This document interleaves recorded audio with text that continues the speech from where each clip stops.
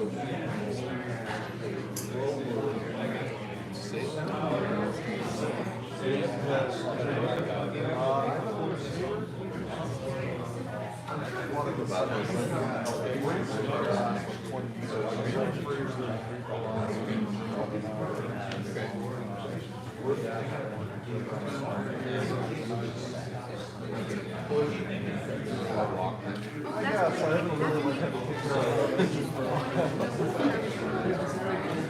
helped my dad.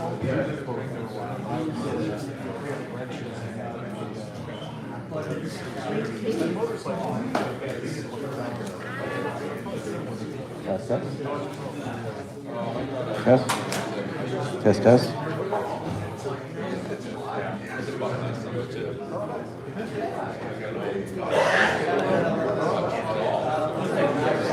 Check, check. Good morning.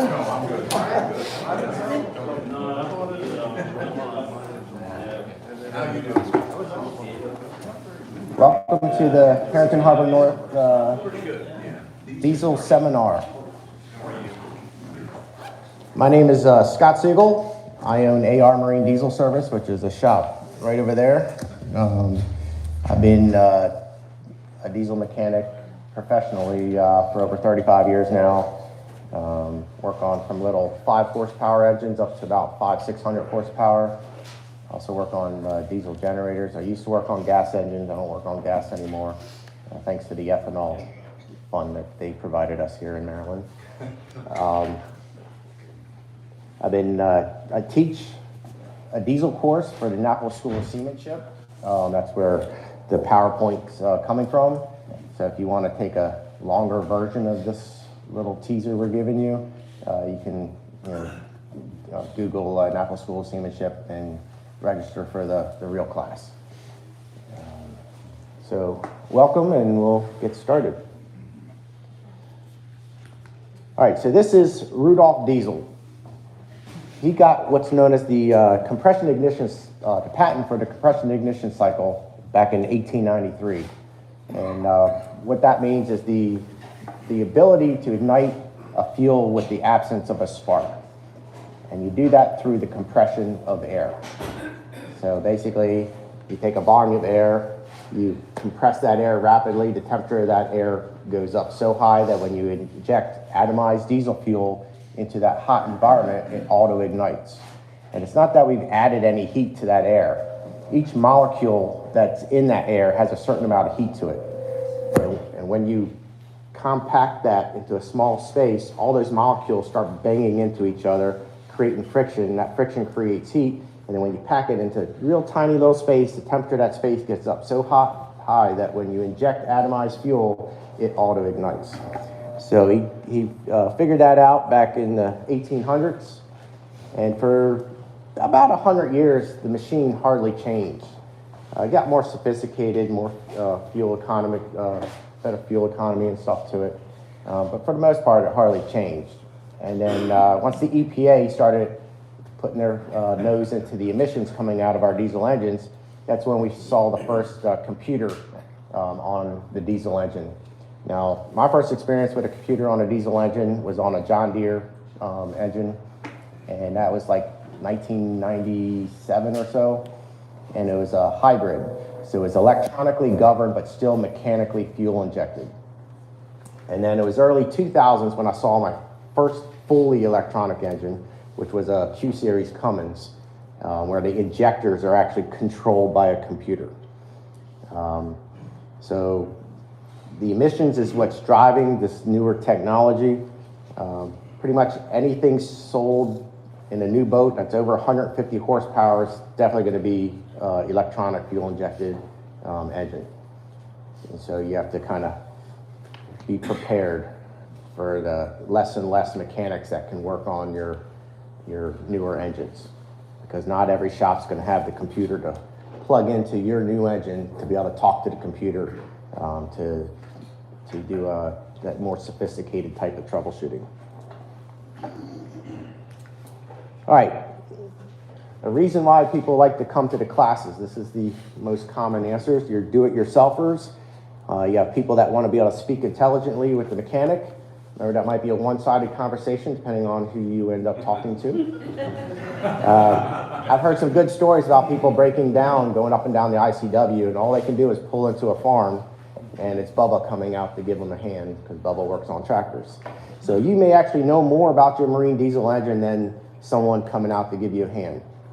Some people want to know their limitations. How far can I work on my own engine before I need to call a professional in? And it may not be that you can't work on it yourself. You just may need a special tool to do the job, and that tool might be an $800 tool. Are you going to buy that tool for $800, use it once, and then have to sell it on eBay or whatever for half price? Or just hire someone and pay them a couple hours in labor to do the job? Most people want to be able to handle their own breakdowns. They don't want to make this phone call. Now, in reality, over 90% of the time, that phone call does not have to be made if you have a decent set of spare parts on board and a decent set of tools. Most times, I can get an engine running after it's broke down within an hour. And then sometimes the problem's so simple, I'm off the boat in 5 minutes because it's just a loose connection on the starter or something really simple. And then we have people that are going cruising, long-term, long range, and they need to be self-sufficient. So when you're going out in the middle of the oceans for weeks at a time, when you're going down into third world countries, you have to be able to be self-sufficient. All right, so we're going to talk about our objective here is to understand the operating theory of diesel engines as a foundation for proper maintenance and effective troubleshooting and repair. We're going to talk about the components of fire, compression ignition, fuel atomization and injection, the properties of diesel fuel, and the four-stroke cycle. So our diesel engine is an internal combustion engine, which means there's a fire inside the cylinder. And so we got to talk about fire. So in order for fire to exist, three components need to be present, hence the triangle, three sides to the triangle. Anyone in here with firefighting training? Okay, so I'm sure you're familiar with this. It's called the fire triangle. So we need something to burn, fuel. So in our diesel engine, we use diesel fuel. We need heat, and we need air. So if you look this up on the internet, it's not going to say air right there. It's going to say O2, which stands for oxygen. But our engines don't breathe pure oxygen. So our engines breathe a mixture of gases, which we call air. And the oxygen content inside that air can vary depending on the situation. And so we're going to talk about this. So when all three sides of the triangle are in balance with one another, the engine is going to run nice and smooth, and the emissions coming out of the engine are going to be nice and clean. So the exhaust coming out of the engine is nice and clear. So when it gets out of balance, that's when we get the byproduct, and that byproduct is smoke. So the first thing we're going to talk about is black smoke. And black smoke means that we're running rich. So in this case, we're going to start with the air side of the triangle. Some of our engines may have a filter.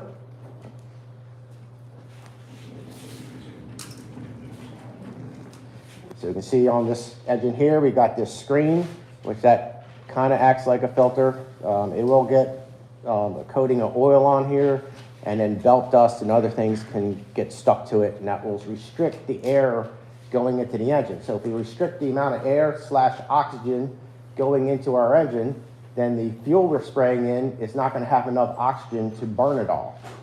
And so on a molecular level, each fuel molecule needs to be in contact with a air oxygen molecule in order for that fuel molecule to burn. And so if we don't allow enough oxygen molecules to get into that cylinder, then we're not going to burn all the fuel. We'll still heat that fuel up, but it's not going to burn. And so that heated up fuel is going to turn to carbon, and it's going to come out the exhaust as black smoke. So that black smoke you see coming out your exhaust, that's unburnt fuel, which you paid for and did not put it to work. So your money's going up in smoke, literally. All right, so air in, that's only half our air system. The air has to be able to leave the engine too. Because if I let you breathe in and I cover your mouth and don't let you breathe out, you're not breathing. But this engine needs to be able to breathe in and breathe out. So it breathes out through the exhaust. And so we got an exhaust mixing elbow. So this is where our exhaust enters the mixing elbow, and we have to cool that exhaust down to get it out of the boat. So we can use rubber hose. If we don't cool the exhaust down, we wouldn't be able to use rubber hose to get the exhaust out of the boat. And so we use seawater, and we inject seawater into hot exhaust gas to cool the hot exhaust gas down. Now, because we're running cool seawater through this piece of metal, that causes the metal to be cold. And that cold metal causes the carbon in the exhaust to attach itself to the cold metal. And then over time, it slowly starts building up, closing the exhaust passage for the exhaust to leave the engine. So if I can't get the exhaust out of the engine fast enough, I'm not going to be able to get clean air into the engine fast enough. So if I can't get enough clean air into the engine, I'm not going to have enough oxygen. Again, we're going to be producing black smoke because I'm not able to get enough oxygen into the cylinder. So then we start blowing even more black carbon, which then it starts closing off faster and faster and faster. So this is a very common issue on a lot of engines because they're usually a lot of times they're made out of cast iron, which colludes much faster. We've updated this one to a stainless steel mixing elbow. So there are a lot of times where you can upgrade to stainless steel, which does not have the carbon buildup on problems on it much faster, as fast as cast iron and aluminum. That's something that you need to maintain? It's supposed to be checked. So depending on the engine manufacturer, you pretty much probably have to check it every 5 to 10 years. Most manufacturers want it checked about every 5 years. That's something that we replace or you clean? We replace it. How many hours is that? Some engines it's 500 hours. Sometimes it's 1,000 hours, or 5 years, depending how quickly you're using it. The engine hardening of the arteries is all right. Is that something when you look at a boat, that's one of the first things you check, because you smell that based on 20 years of I mean, I'll give it a quick visual look, because the cast iron ones, a lot of times they'll show signs of external rust on it, which is a fairly good indication that, you know, it's got other issues with it. But when I go to start the engine, if it's carbon built up in, it'll be harder starting. And after it starts, if there's a black soot on the top of the water, that's also an indication that it's probably restricted. And there's some engines that have a foam filter, air filter, and so if you pull that off, there'll be a round circle missing off the foam to where, because you can't get the exhaust out quickly enough, so the air blows back out through the intake, and so it'll blow out that little piece of foam right where the air horn is. This one doesn't actually have an air horn, but it'll blow that little piece out, and that's a good indication that there's a back pressure issue. Now the exhaust hose, coming from the mixing elbow going down to the muffler, that exhaust hose is a 2-ply hose, meaning there's a hose inside another hose with wire wound between the 2 layers, and those 2 layers are glued together. If you ever burn up your seawater pump impeller and stop the flow of seawater through your engine, that exhaust hose can get overheated, and the inner hose can get blistered, and it'll collapse in on itself. If you look at the outside of the hose, you're not going to be able to tell. So if you ever overheat due to a bad impeller, it's not just a repair of changing out the impeller and finding the broken impeller blades. You should be popping this hose off the mixing elbow and shining a light down in there to see if it's blistered out, because that will cause back pressure, just like the clogged mixing elbow. All right, so that's the air in, air out. Now there's other things that can affect the oxygen content. Altitude, so if you're boating up in the mountains, the higher in elevation you go, the thinner the air, less oxygen per given volume. But however, most of us probably are boating at sea level. And if you're below sea level, usually you have a moisture problem. Unless you're a submarine. Okay, then the last one on the air side is the hardest one to troubleshoot. And that's actually the ambient air temperature that's around the engine. So this is more of a problem on generators and sailboat engines. Powerboat engines usually have a much bigger engine compartment, and they usually have venting on the sides of the boat. which allow good ventilation in the compartment, fresh air going in and out. But on a sailboat and generators, they can be loud and noisy, so you put a box around it and you put sound insulations because you don't want to hear it, and which makes a great oven, which can cause that temperature to get high. So your issue is you're running the boat, you're putting out like a, not black smoke, but maybe a gray smoke. And so when you come back at the end of the day, you got, build up around the exhaust port on the back of the boat, and you got to clean it with a chemical. So those, you call the mechanic. So the mechanic comes out, greets you. What's the next thing the mechanic does after he gets on board? He opens up the compartment, checks all your fluids, looks around, okay, let's start it up. Well, he listens to it, watches it, and then, all right, let's go for a ride. You go for a ride, it burns nice and clean, no problem. You come back, he collects his hour check, leaves. You take the boat out the next time, and the problem's right back. Why is that? Yeah, you put the box back. Because when he opened up the box, he allowed a whole nother room of cool air to feed that engine. So who here has blowers on their boat? When do you use your blower? When you're running the engine? Yeah. That's the correct answer. So when you're running your engine, you should be running your blower.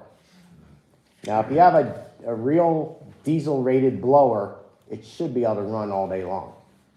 But if you have a gasoline blower on your boat, they're only designed to run for about 15 minutes at a clip. And so the bearings and stuff in them aren't as heavy duty, and so they will destroy themselves if you try and run them 8 hours, every time you run it. There are some. So we have a blower, and I just want to know, what's the lifetime for it to work on does it last like 10 years, 15 years, and when should we worry about it, when it stops, or should we like look for malfunctions, or The blower itself, I mean, you don't really worry about it until it stops working. Yeah. Which could be the lifetime of the boat. Oh, okay. You told me better about dry exhaust, but some of the Cummins engines have what they call a dry exhaust. Maybe I got that wrong, but what's? Well, dry exhaust would be more for a keel-cooled boat. So it'd be dry stacked like some of the oyster boats, or a lot of the work boats can be dry stacked, where you just see the pipes going straight up. So they don't actually run water through the exhaust. So they send the antifreeze to a keel cooler, which I really don't even talk about keel coolers in my class. But there's a cooler on the outside of the boat where they use outside seawater to cool the antifreeze for the engine down. Yeah, I know. I have one of those sailboats, it's completely isolated from heat and noise. But I also have a blower and a temperature sensor with a digital readout. Should I be targeting a specific temperature in that engine room while the engine is running? Yeah, so in theory, the engine room temperature should be below 130 degrees Fahrenheit. The cooler, the better. Okay. But once it starts getting above 130, then we have other things that are going to start happening besides the carbon in the exhaust. So you can buy a tool to help you diagnose whether your engine compartment's too hot. And all you got to do is go to your home and garden center, and you go and buy one of those indoor-outdoor displays that can tell you how temperature is outside, the humidity, blah, blah, blah, blah, blah. Well, the sensor is wireless. So you can put that, where do we put that? Do we know where we put that in the compartment? At the top of the compartment, because hot air rises. So we want to put it at the top of the compartment because that's where it's going to be the hottest. And then we close it up the boat, or close up the engine compartment, and we have the display at our helm. And then while we're under our cruise RPM, we can actually monitor the actual temperature of the engine room. So for about $20, you can have yourself a little test tool. Now, the difference between a gas blower and a diesel blower, besides the quality of the blower, the routing of the blower hoses are different. So on a gasoline boat, the blower hoses go to the very bottom of the compartment because they're there to evacuate explosive gasoline vapors. And gas vapors sink, so they're going to go low to the compartment. On a diesel boat, that blower hose should be at the top of the compartment because hot air rises, and we want to pull the heat off the top of the compartment. Okay, so that's the air side of the triangle. The heat side of the triangle, people think of the fire as giving off heat, but it actually requires heat in order for it to exist. And I'm sure we've all seen like survival shows or people stranded on an island or a beach, and they're trying to make their own fire. So they take a piece of wood and they kind of dig out a little canoe shape in the wood. Then they find the straightest little branch they can find, and they take some dry grass, they put it in the bottom, and then they run this, and they're going like this with a piece of wood. Well, that piece of wood is creating friction on that lower piece of wood, creating heat. And once they create enough heat, the little dry grass will start smoking, and they'll try and turn that into an ember, and then put that ember into a bigger piece of, and then get a flame, and then try and get some wood started and kindling. So that's creating friction. So that's how fire requires heat to exist. So trying to get a diesel engine started on a colder day is much harder to get started versus when it's 90 degrees outside, because you're starting off at such a much lower temperature inside the cylinders that it has to create much more heat through the compression of the air. And so some engines will have a cold start device called a glow plug or an air heater. This one does not have the air heater. So sometimes this engine will have a little block right here with 2 wires connected to it, which would heat the air up as it went into the intake manifold. But some engines have glow plugs. So before you start the engine, you have to push a glow plug button or turn your key switch to the preheat position, which then will allow these little electrical devices to heat up. Just like they're basically made out of the same material as the old electric stoves that had the coil, which glowed bright orange. Well, the same thing with these glow plugs. The tip of it glows bright orange, and they're usually, in most cases, screwed into a pre-combustion chamber. Not all engines have pre-combustion chambers. I'm not sure if we get to that in this or not. That's in the anatomy section. But anyway, so that heats up and gives the engine a little head start with the heat. And so some engines require that to use glow plugs no matter what the outside temperature is. So the Kubota tractor engines, some of you probably have in your generators or as your main engine, they actually require the glow plugs to work in order to get them started, even on a 90-something degree day. And the newer glow plugs, you only have to heat them up for about 10 seconds. The older ones was 15 to 30 seconds. And then something else that affects our heat side of the triangle is engine cranking speed. So we need that engine rotating very, very quickly. So it means we have to have a good battery cables and connections, and a good starter motor and solenoid. So if any of those things are compromised and your engine's cranking like rawr, rawr, rawr, rawr, rawr, you're not going to get that diesel engine running. You may get a gas engine started cranking slow like that, but a diesel engine, you're not going to create the heat that's required to ignite diesel fuel with a slow crank like that. The fuel side of the triangle. So there's a bunch of things on the fuel side of the triangle. So we've got fuel injectors. So this is a fuel injector. This is a fuel injector. This is a fuel injector. So they come in different sizes and shapes. So the actual tips. So you can see this one is cylinder. It's like a cylinder and flat, and there's a little tiny needle sticking down.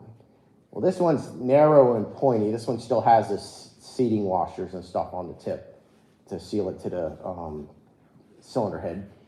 But But the narrow pointy ones is what we call direct injection. That means the fuel sprays directly on top of the piston. Well, what's a piston? This is a piston. This is what moves up and down in the cylinder. There's rings. So we got rings around the outer edge of the piston. These are spring loaded and they're larger than the diameter of the piston. In order to get this thing down into the cylinder, we got to put a special tool on it, which compresses all the rings down so it can slip in. Once it slips into the cylinder, then they spring out against the cylinder walls and make a seal. So when the piston comes up, the air on top of this stays in place and we can compress all that air. So we can see the shape of the top of this piston. It's got what we call a swirl cup in the top of this one.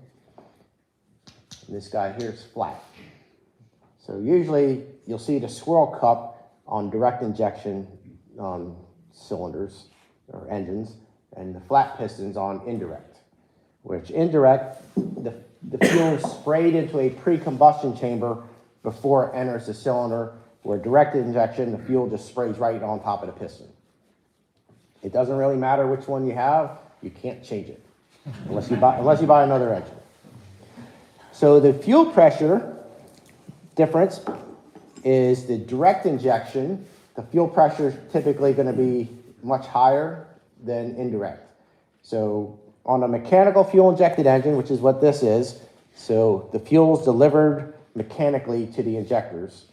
The fuel pressure is going to range anywhere between 2,000 to 4,000 psi.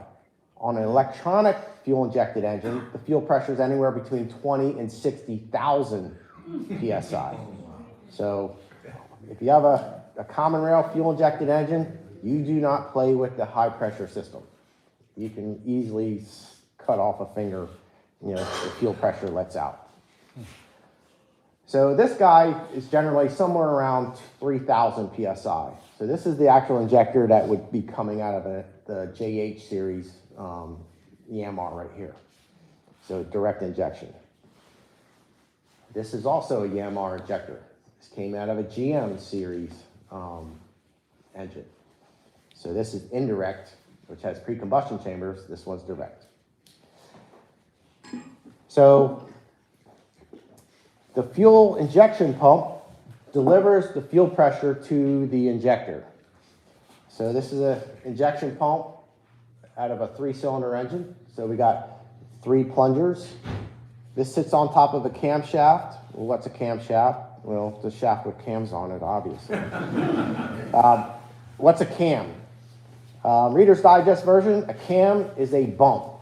So it's a shaft with bumps on it. Every time that bump comes around, it pushes on something. In this case, it's going to push up on this plunger, and there's going to be low pressure fuel sitting on top of that plunger, and it's going to push that fuel through a really tiny hole, and it's going to take that low pressure fuel, which is going to be anywhere between 1 psi to about 80 psi. It's going to push it through a little hole, and it's going to drive that fuel pressure up to upwards of 4,000 psi.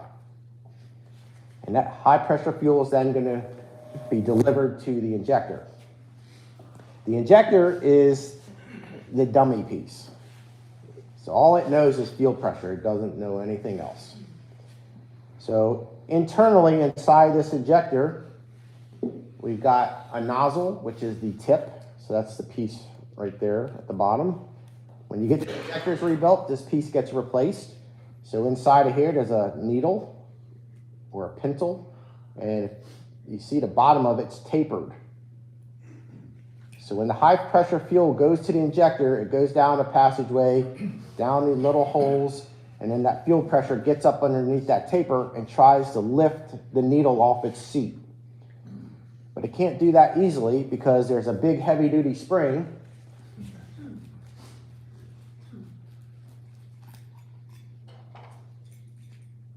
holding that needle closed. So we got spring tension here holding that closed. Once the fuel pressure gets above the spring tension, then the spring will compress, the needle lift off its seat, and the fuel will spray out. What do we know about springs? They wear out. So when they wear out, they get weaker. So let's say this fuel injector was supposed to spray its fuel off at 2,400 psi. but I've got 1,000 hours on this injector now. So instead of requiring 2,400 PSI to cause that spring to compress so it can spray, let's say it's 2,000 PSI causes that spring to compress for it to atomize into the cylinder. What's happening? It's opening early and closing late, which means we're putting more fuel into that cylinder than it was designed to do. So if we put too much fuel in that cylinder, we're going to only have a certain amount of oxygen for that RPM level. And so we're going to be putting too much fuel in, which means we're going to be running rich. All that fuel's not going to burn because we're putting more fuel in than the oxygen into the cylinder, and we're going to produce black smoke. So when you buy a boat and you do an engine compression test, that tells you some result, because that probably doesn't pick up things like that. No, it's not going to tell you that. And I'm not sure if you can do a compression test on a survey anymore. Because they call that deconstruction survey testing, and you're not allowed to potentially damage anything on the engine. That you don't know. Yes, because if something breaks while you're trying to do this test, you back out of the deal, and then the owner of the boat's then stuck with a big bill, which the problem wasn't there until you decided to get testing done. With the higher pressure, you have more fuel molecules per unit, right? Yeah, so the higher the pressure that's required to atomize the fuel, the more the fuel's going to be atomized. So the smaller the spray, which we'll talk about in a second. I'm not sure. Let me delve into that a little bit. The reason why I'm asking is because you said that with a soft spring, you get more fuel, right? But at a lesser pressure, you have lesser fuel molecules. So you have some kind of relationship there that is not one-to-one. In other words, even with a lesser fuel molecules per unit, with a soft spring, it's open long enough to force more fuel into the cylinder. Yeah. Have you ever seen an injector spray? Yeah. Okay. Well, it looks different when you have the pressure down too low versus when you have the pressure up. The fuel will be heavier, not atomized as much. So the measured amount of fuel is going to be the same. This plunger is what dictates how much fuel goes out of this injector. Because there's a certain amount of measured fuel on top of this plunger. When it gets pushed up, that amount gets delivered to the injector. It's the injector which just opens and closes. So if the pressure is low, it's going to put it out much faster or a heavier spray, which we're going to talk about in a second. Aside from the black smoke, is there any other way to diagnose this problem with the pintle spring and fuel injection? Not really. I mean, you could have the adverse effect of white smoke, to where it's not spraying at all, or it's not. If this atomization gets too heavy, then it won't fire at all. It'll almost put raw fuel out onto the water. So if you got black smoke, basically you go through the air intake, you go through everything else, and if none of that works, then you replace your injector.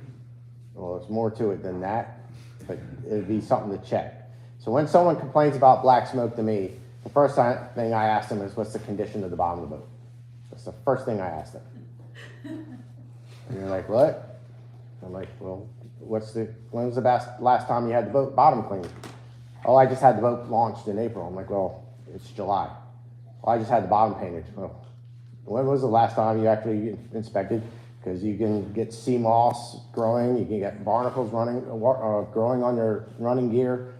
And I'm like, save yourself some money, get a quick short haul, get the bottom clean, power washed, and because otherwise you'll be paying me to chase a problem that's not in the engine, that would be an overload. So if you have too many barnacles underneath the boat, that causes the engine to work harder and will cause black smoke. I mean, every year we get about 15 to 20 of those calls. So instead of us chasing our tails looking for a problem that's really the condition of the bottom of the boat, And probably 90% of the time, we get the call back saying, "You're right, thank you." Uh, So some years ago, I decided it would be a good idea to have spare injectors, several years ago. So I have these spare injectors. I've been told not a good idea to hold on to them.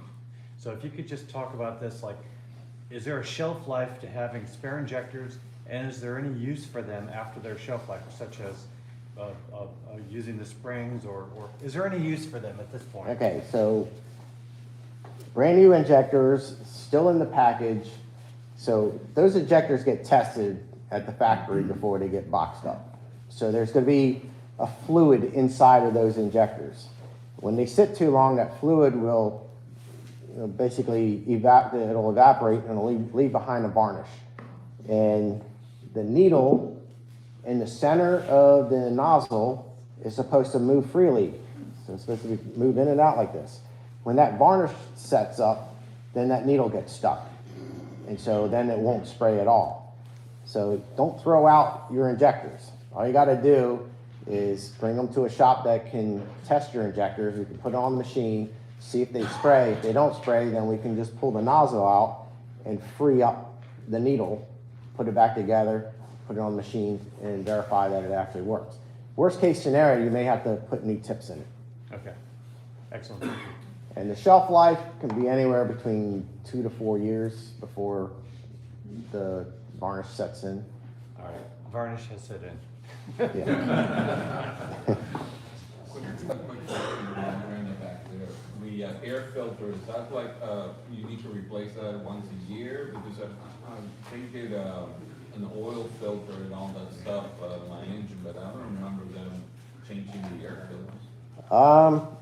Well, some of them are cleanable. Like this screen on this one, I can take diesel fuel and just wash it and dry it up and Just put get a it back in. vacuum cleaner and just basically vacuum the stuff outside, or? You can try that, as long as you can see through it. Oh, no. But the foam So ones, there's no paper inside there, there's just a canister? right, and some don't even have anything. It just has a cage just to keep the squirrels out. No kidding.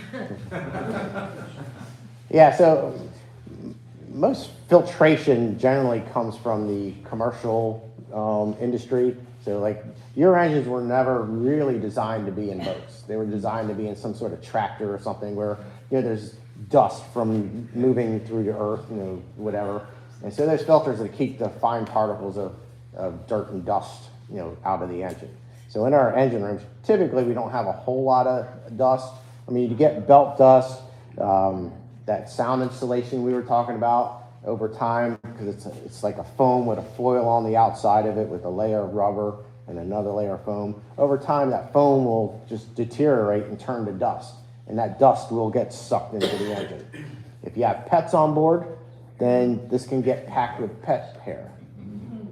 So, and if you ever have an exhaust issue, so here we have an exhaust mixing elbow. You can see the gigantic crack there where the exhaust soot is coming out. That exhaust soot will get sucked into the engine and clog the filter up also. When you're doing cold morning starts, like, is it, like, I just kind of just wait until it starts and give it a rest in between? Like, is there like a rule of thumb how to do cold starts? It depends on the engine. Some automatically put their engine into a cold start position, so when you actuate the stop and put it back in, that sets the fuel rack on the injection pump. So this is the fuel rack right here. That sets it. Okay, it's not stuck. That's why it's not in the engine. Okay, oh, there it goes. It sets that fuel rack to position where it delivers the perfect amount of fuel to the injector for a cold start. Some engines, does this one have it? Yeah, so this has got a little pull cable. You can pull that out, and that sets the injection pump to a cold start position. Otherwise, mostly what I do is I go to the boat and I'll increase the throttle just a little bit and start cranking. While I'm cranking, I'll move the throttle in and out until I hear when the best position where you actually hear the engine trying to start. You'll you'll hear it maybe not firing and then you move it a little more and then it stops firing and then you pull it back into that sweet spot and then usually the engine will start. So it's just a matter of finding where that is. It's about the air filter. I've seen some boat owners put in motorcycle filters instead of the original manufacturer filter. Is there any wisdom to that? Well, you can actually cause smoking issues if you make that air go through too fine of a filter, because then it'll start restricting the air like a clogged filter would be. So you pretty much want to stick with the standard stuff that the engine manufacturer. So these engineers are smart. You know, don't try and be smarter than the engineer that built the unit. The spring that restricts the upward movement of that knee valve is under pressure. I take it from a cap that you screw down on. Okay, so there's Is that adjustable? And before that spring fails, adjust it and avoid a complete rebuild of the whole system? Well, injectors are rebuildable. So, like I said, the tip when you rebuild them is the piece that definitely gets replaced. Everything else can be reused. So this injector is really easy to rebuild. These other injectors, not so much. Because these injectors have shims on top of the spring. So even after we put the new tip in, we put it on the machine, we check them, it could still not be popping off at the right pressure. And so we'll have to adjust the tension on that spring, either add more shims to the spring to drive the pressure higher, or take some out to lower the pressure. So it's a fine tune. So this injector is not too bad because the top piece comes off, which exposes the shims. Out of this engine, when you're assembling it, the first piece that goes in is the shim, then the spring, then an adapter, then the nozzle holder, put it on the machine, test it. If it's not right, then we got to completely pull the entire thing apart to change the shim. So this guy's put it together, pull it apart, put it together, pull it apart, just to get it, engineers. just to dial it into the, what's that? That's those smart engineers. But this is the smart engineer here. So you see this threaded nut? That sits right on top of this spring. So as I thread this down, it starts putting tension on the spring. So I can just leave this on the machine, pop, pop, pop. I'm too low, give it a twist, pop, pop, pop. I just keep twisting this nut until I get right up into the range I need to be. Put the top nut back on, boom, it's done. No pulling apart, putting it back together, pulling apart, putting it back together. These are the money maker. So I can rebuild like 6 of these in the amount of time I could probably rebuild 1 or 2 of these. Probably charge the same though. What's that? Charge the same though, right? You charge the same though, right? I just charge by the hour, so. Yeah, I don't price gouge. All right, I've got a safety question. what's that? Yeah, regarding safety and fuel, is there a situation in which, diesel evaporates into a compartment? Could it be an explosive situation? I mean, there's always the chance. So if you get a high pressure line, gets a crack in it, so the fuel then that's coming out will be going through a fine crack and it'll be atomized. So there is a chance that if you have a spark, it could ignite that fuel air mixture that's in the compartment. But that fuel air mixture is going to require almost a 600 degree ignition. So much lesser than on a gas engine, but it's still a possibility that something could ignite it. So if you have a turbocharger that's not water cooled, that can be an issue, because that turbocharger could be running up to 700 to 1,000 degrees, because it's a dry air-cooled exhaust turbo. And so if that fuel mist hits that, then that could cause a fire. So it has to be atomized, just evaporation into the atmosphere is not atomized. Right, well, I mean, if you just smell fuel, that's not gonna, It's not too thing. yeah. Yeah. Could you describe what makes diesel fuel different from gasoline? Ugh. Well, I can tell you the safety differences. Well, diesel fuel requires a lot more heat. So according to this fire department place I saw on the internet, it said the ignition point of diesel fuel is 592 degrees Fahrenheit. So if I strike a match and I have a bucket of diesel fuel in your lap right there, and I strike a match and I throw that match into that bucket of diesel fuel, the match will go out. It will not ignite that fuel by hitting the surface of that fuel. That's why diesel boats are so much safer. Now, if I put a bucket of gasoline on your lap, besides everyone running out of here and calling the cops on me, if I struck that match, the match wouldn't even make it to the bucket because the vapors coming off the gasoline is so volatile that the vapors would ignite before igniting the actual liquid fuel. I don't know if that helps. If not, I'm a mechanic. Scott, I have heard about a runaway diesel engine. Mhm. What causes that? Is that something to be thinking about? A runaway diesel is an engine that you basically lost control of your engine. So we control our engine by controlling the fuel side of this triangle.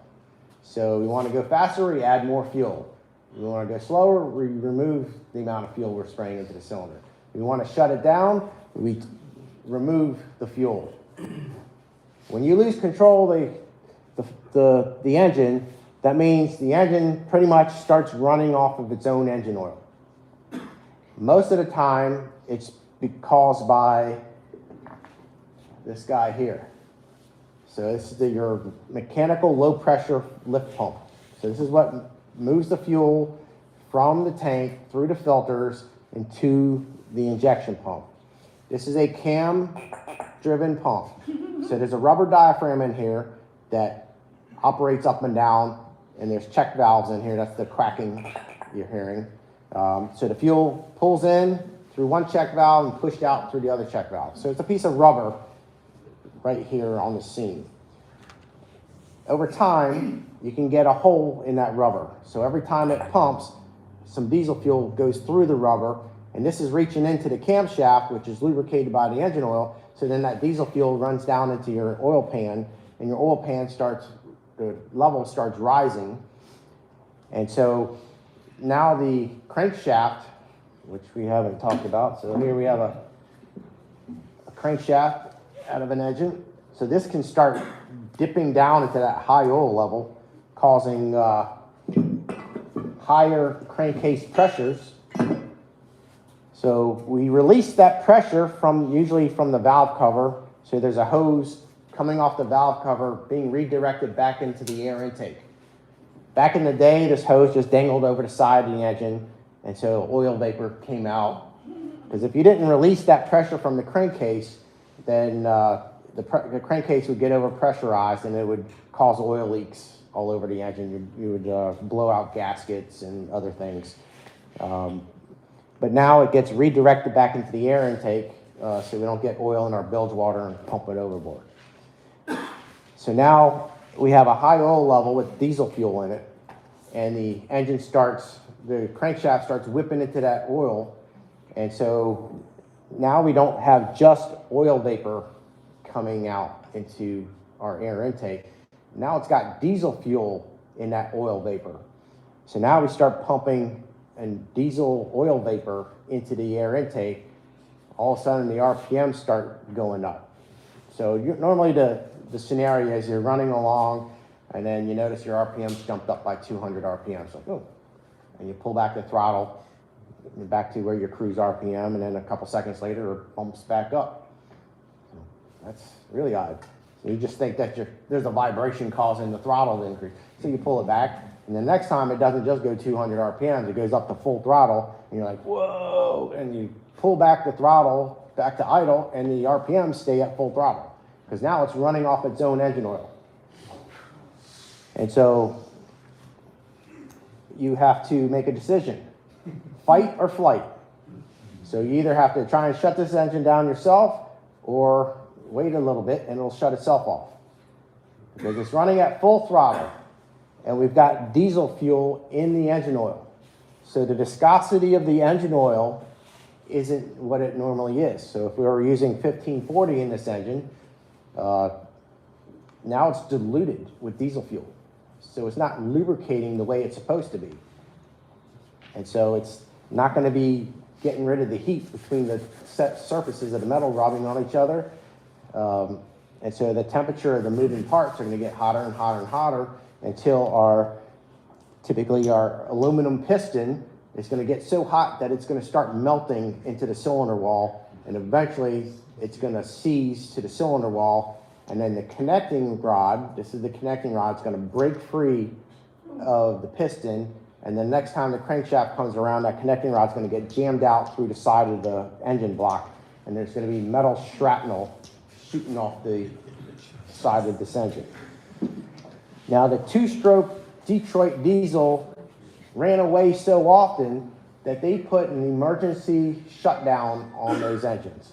Because a two-stroke has a mechanical blower which pressurizes an air chamber. Well, that blower had problems with the oil seals where it would blow oil into that air chamber. And it did it so often that they put this spring-loaded flap in the air intake, so there was an emergency stop cable in the compartment at the helm that you pulled, and that would release this flap, and it would take away the air side of the triangle. So your option is, normally we take away the fuel, but we've lost control of the fuel, so then it leaves two other sides of the triangle to remove to get this fire out that's inside the cylinder.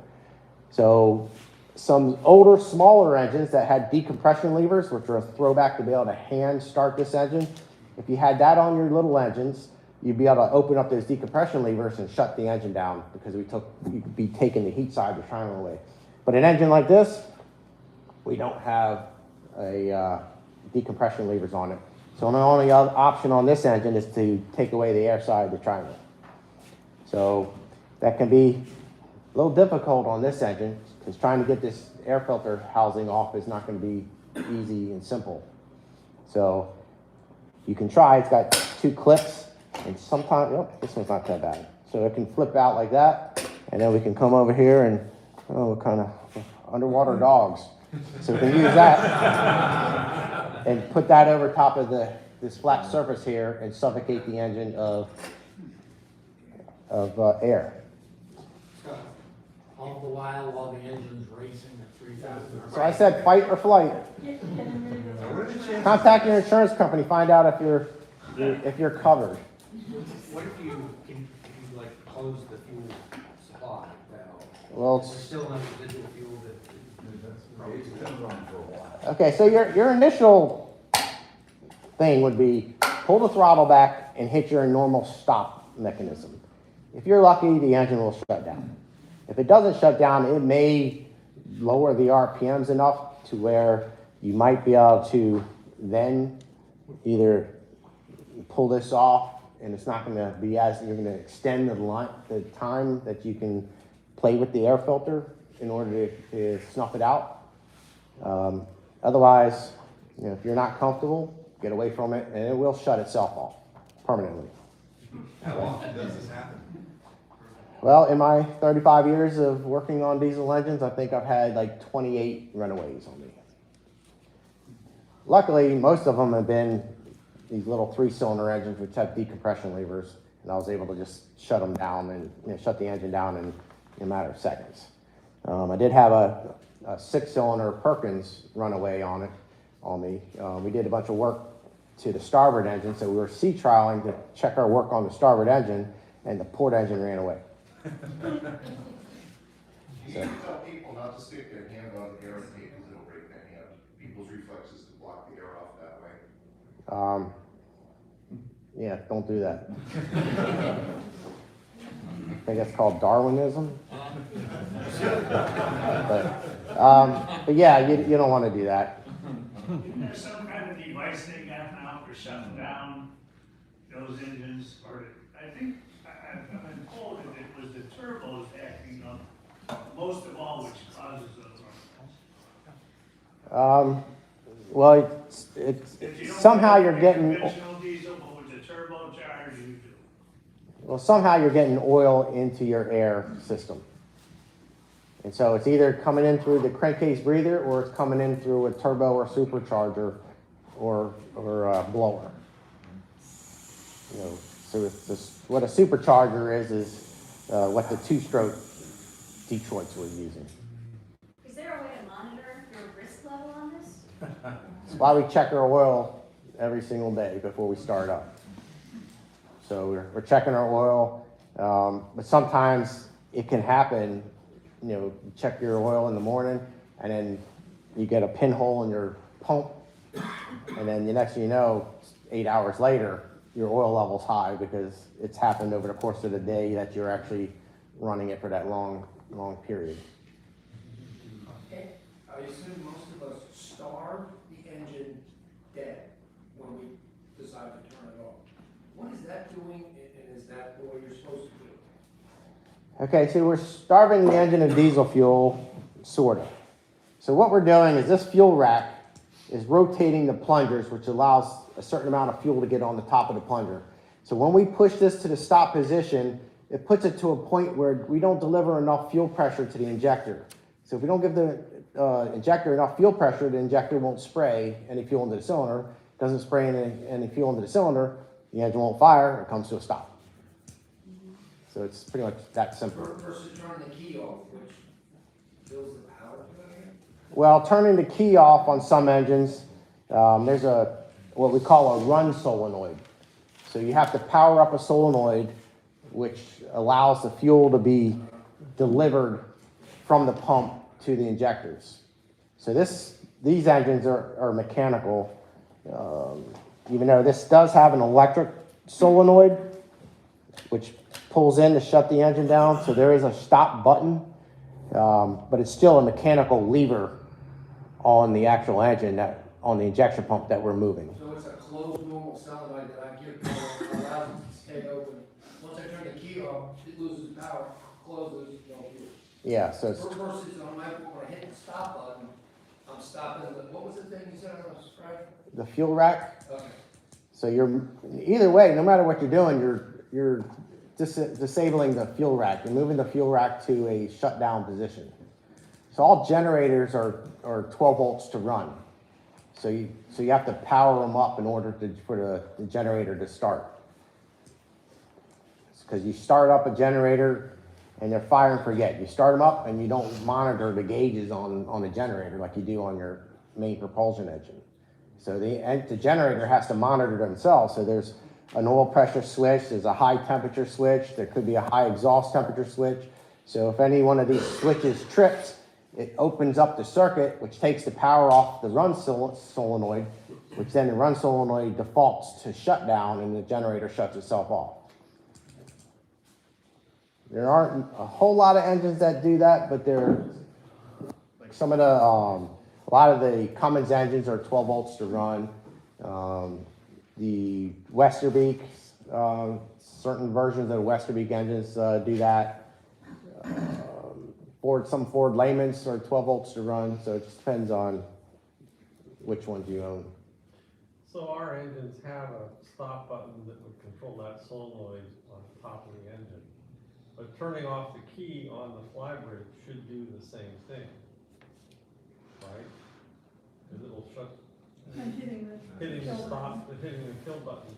So if my engine is run away and the kill button and the stop button on the flybridge didn't stop it, then I actually have two problems. And now I have to dive into the engine room hoping I can solve the electrical problem by pushing the button before the engine blows up in my lap. Which engine do you have? Cat 3208s. 3208s, it's 12 volts to run. So in theory, you should just turn your key off and it should stop. Otherwise, there's a malfunction in your stop solenoid where it's hung up and allowing it to continue to run. All right, so, where was I? Yeah, so we talked about the spring tension. So if it's putting fuel out at 2,000 PSI instead of the 2,400 PSI, so that means that injector's opening early and closing late. So it's putting more fuel over a longer duration than that was designed for, and so it's gonna most likely put out black smoke. Now the atomization coming out of the tip also means a lot. So I like to give an analogy of a campfire. So I'm gonna put a campfire pit here in front of the room. I'm gonna cut a log maybe about 18 inches long and 5 inches in diameter. I'm gonna put that log in the fire pit, and I'm gonna light that log on fire. What part of that log is actually burning? The outside. Why? Air. Because that's the only part of the fuel that's in contact with air or oxygen. The inside of that log might be hot enough to burn, but there's no oxygen there for it to burn, so there's not going to be any fire coming out of that. So that log is going to put off a certain amount of heat, which we can measure in BTUs, British thermal units. And so I can take that log, and if I take that log and I split it into 5 pieces, put that into the fire pit, same amount of fuel, I light that on fire, I'm going to have a lot more flame and a lot more heat coming off that same amount of fuel. And if I took those 5 pieces and I ran them through a wood chipper, put the wood chips into the fire pit, lit that on fire, I'd have even more flame and more heat. And then if I took those wood chips and turned it to sawdust, put that in the fire pit, lit that on fire, I'd get a real quick big fireball. So we're trying to get the sawdust to come out of our injector, not the log. So more than likely you're going to be looking at wood chips to the 5 pieces of coming out of your 800 to 1,000 hours on your injectors. Every now and again, you may get the log. Does diesel fuel have detergents like gas does that would help keep those clean? Detergents? Like gasoline? Or additives. Right. I mean, I don't know if it's, I mean, yeah, diesel fuel has additives, but I don't know if there's any additives to make it burn clean or not. Just to keep it, okay. Some of the additives that might be in diesel fuel, there's a chemical called cetane in diesel fuel, which is a catalyst that helps it burn. Like gasoline uses octane to make it burn. So once diesel fuel starts getting older and older, that cetane rating starts dropping in that diesel fuel, and that diesel fuel becomes harder and harder to burn. So if you buy a used boat that's been on land for 3 years, the cetane rating in that fuel in that boat, in those tanks, are probably going to be harder to burn that fuel. And so when you actually run those engines, they may put out a bluish smoke, because the longer you let diesel fuel sit, it tries to turn itself back into crude oil if you let it sit long enough. So that's why it gets darker and darker in color. There's little critters that grow in diesel fuel. There are microbes, not algae. You don't get algae growing in diesel fuel. Algae requires sunlight. So we have microbes that grow. So if you ever see microbes, it looks like a blackish, like jelly looking type stuff. So if you ever change your fuel filters and see this black jelly looking stuff, then that means you have microbes in your tank. And so there's additives that you can put in your tank to kill the microbes.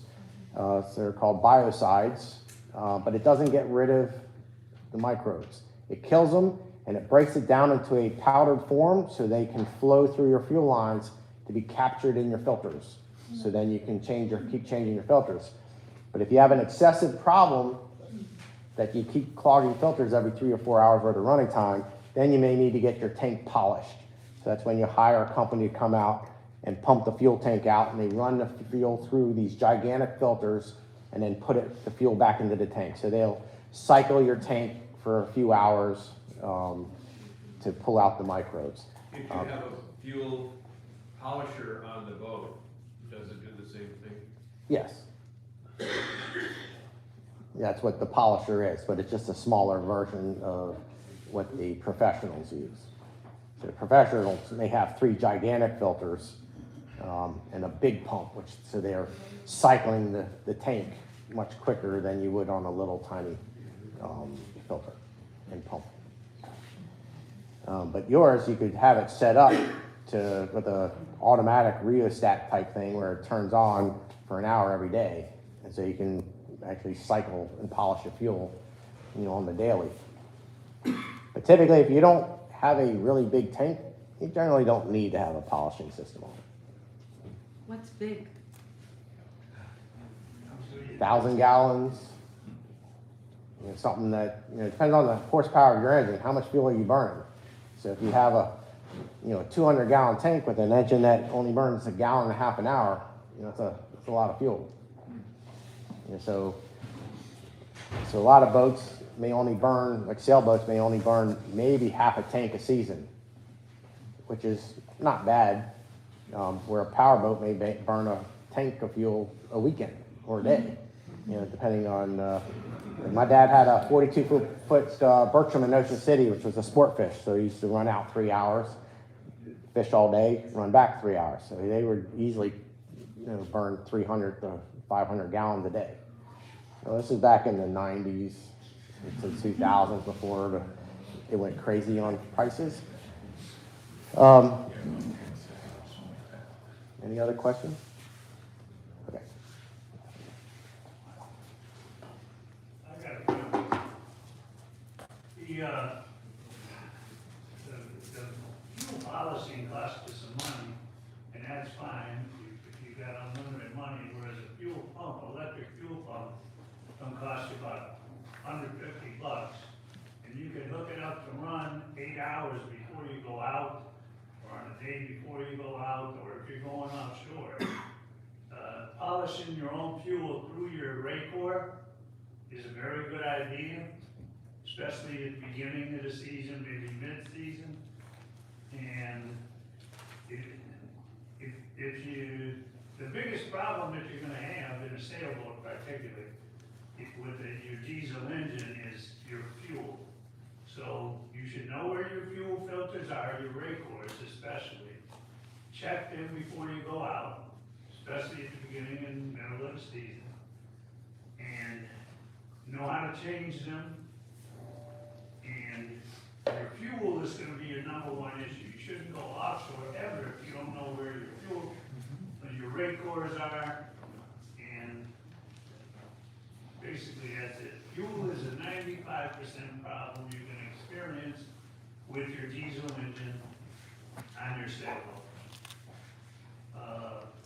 The other 5% is gonna be your electrical connections, or your alternator, or your belt, which are other things, is a different symptom. But mostly, if your engine stops running, it's gonna be a fuel issue. Not gonna be your injectors, that's very rare. If you get your boat checked out every couple of years by a professional mechanic, they'll know if it's your injectors. Your fuel system is your number one problem. And as far as the runaway engines, there's a positive air stop valve that you can get put in.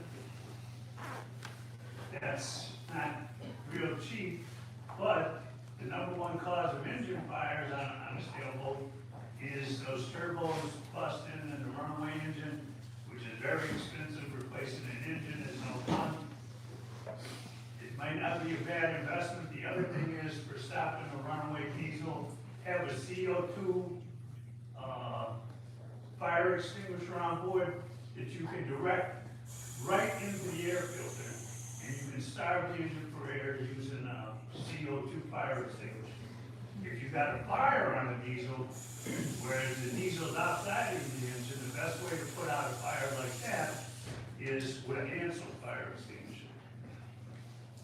And those are just tips from somebody who's messed around with it. Okay.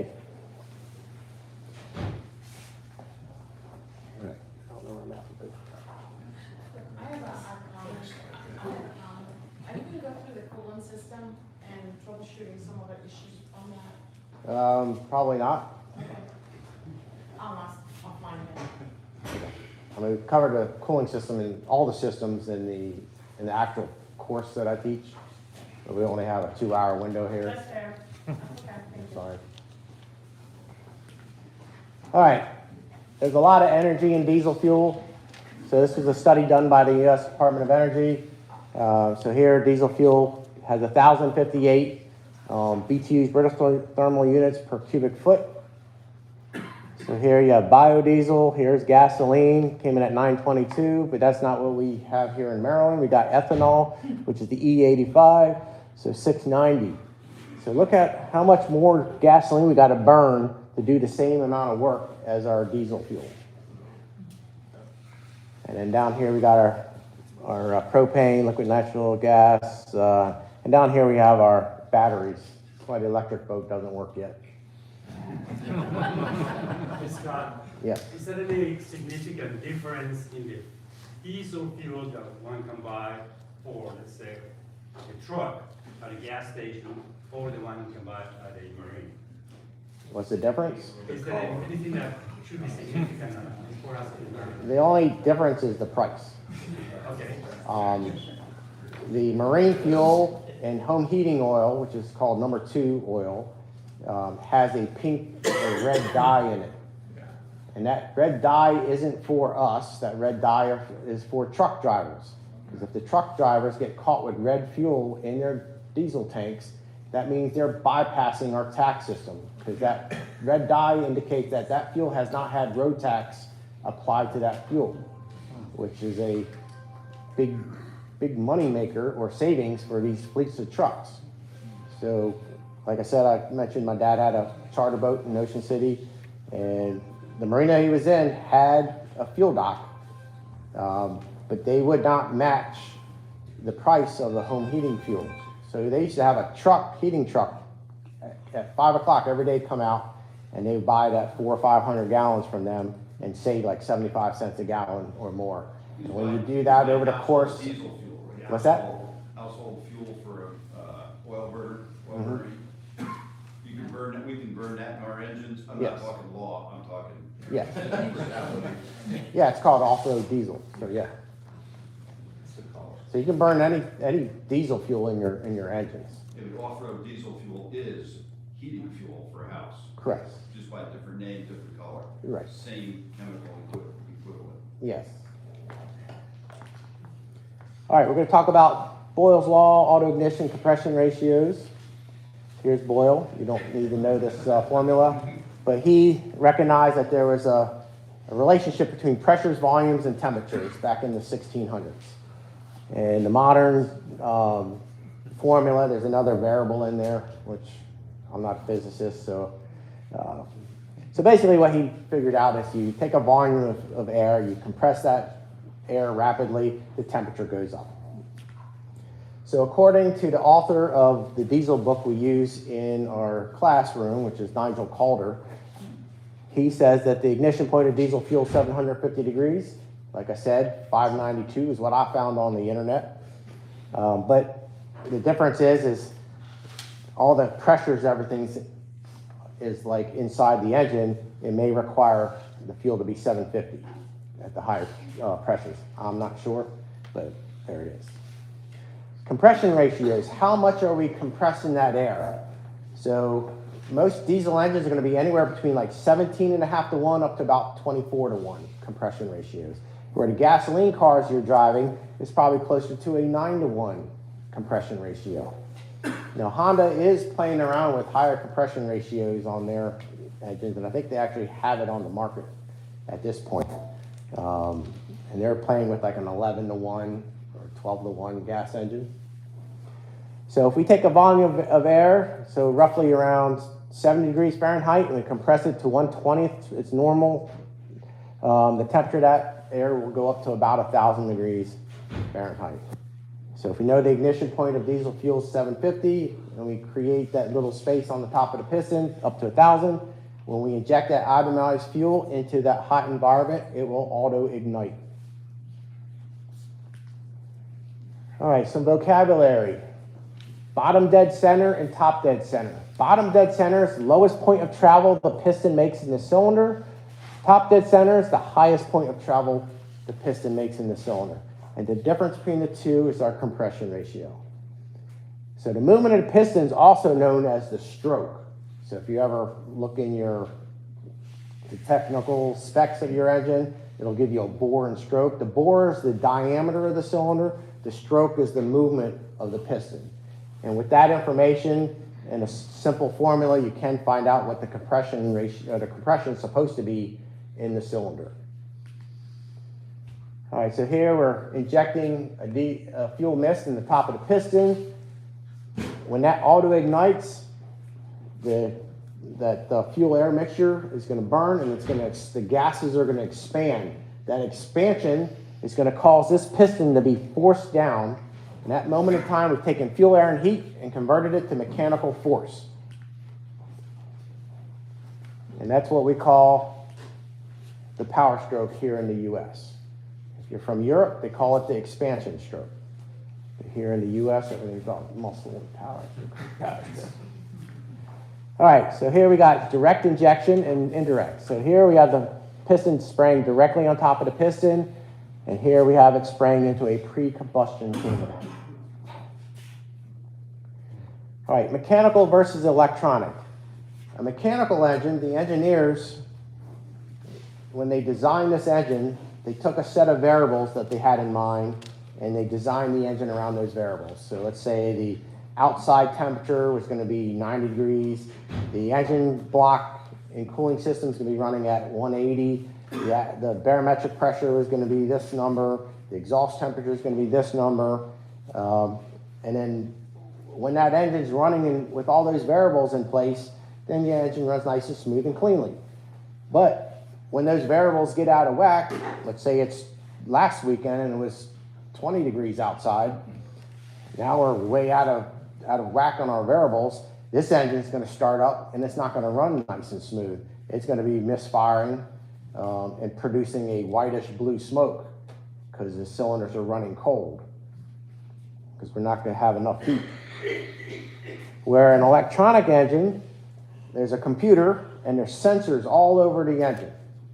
And so those sensors are sending a signal to the computer.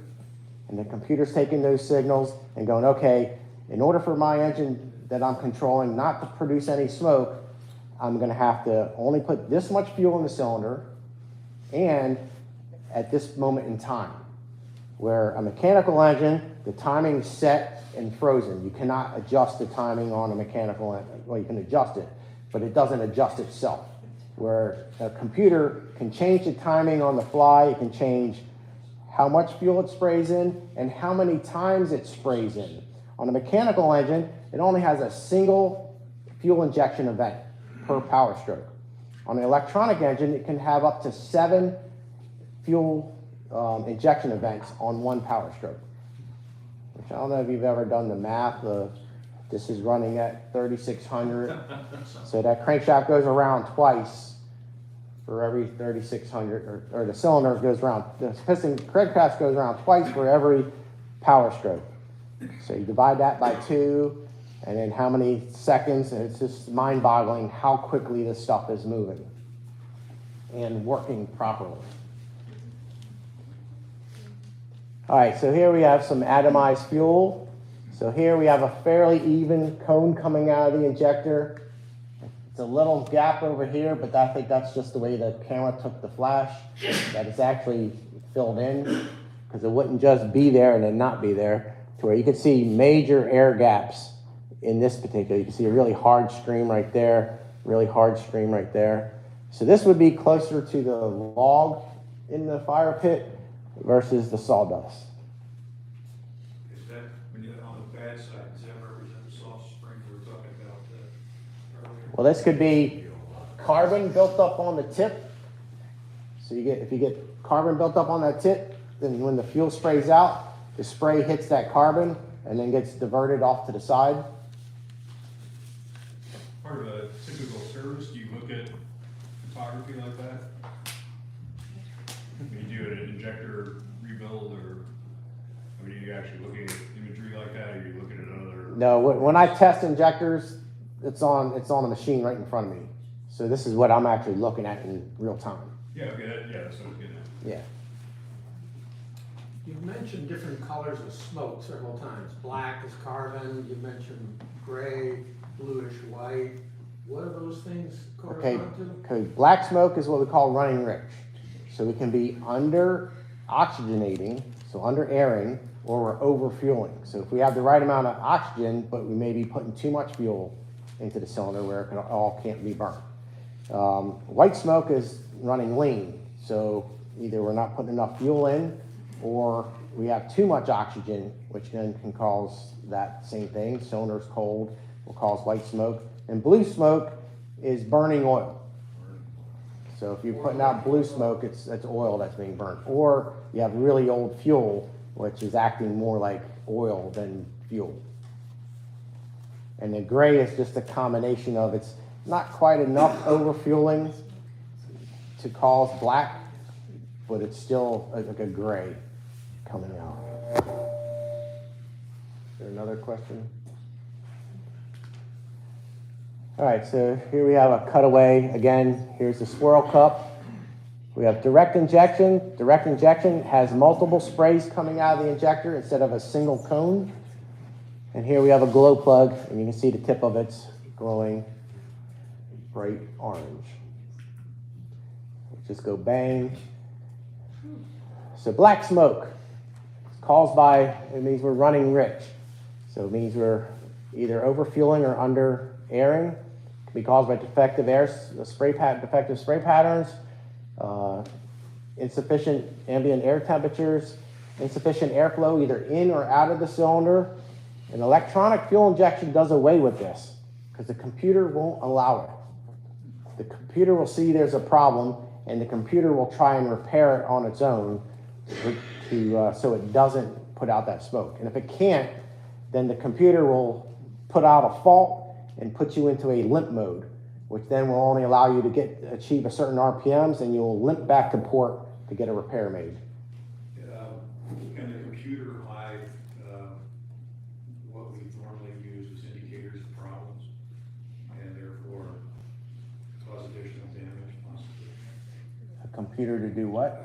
You say the computer Will hide the problem? It won't hide it. you know, It'll let you know there's a so problem. You're driving along, right, and you see black smoke, and you know what that is.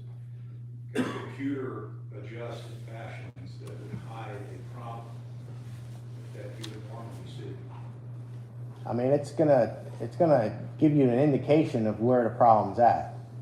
I mean, it's not gonna completely go, so it'll put out a fault and let you know, I mean, if it's just a minor problem, like, the engine block is cold or the air temperature is really cold, it's not gonna put out a indication of that. Okay, so the software will actually be atomized for you and give you a heads up that there may be some issues. Right, so if there's more of like not enough boost pressure coming from the turbocharger, it will put out a fault saying low boost pressure and make a change according to that. And if you can't overcome that, then it'll put you in limp mode.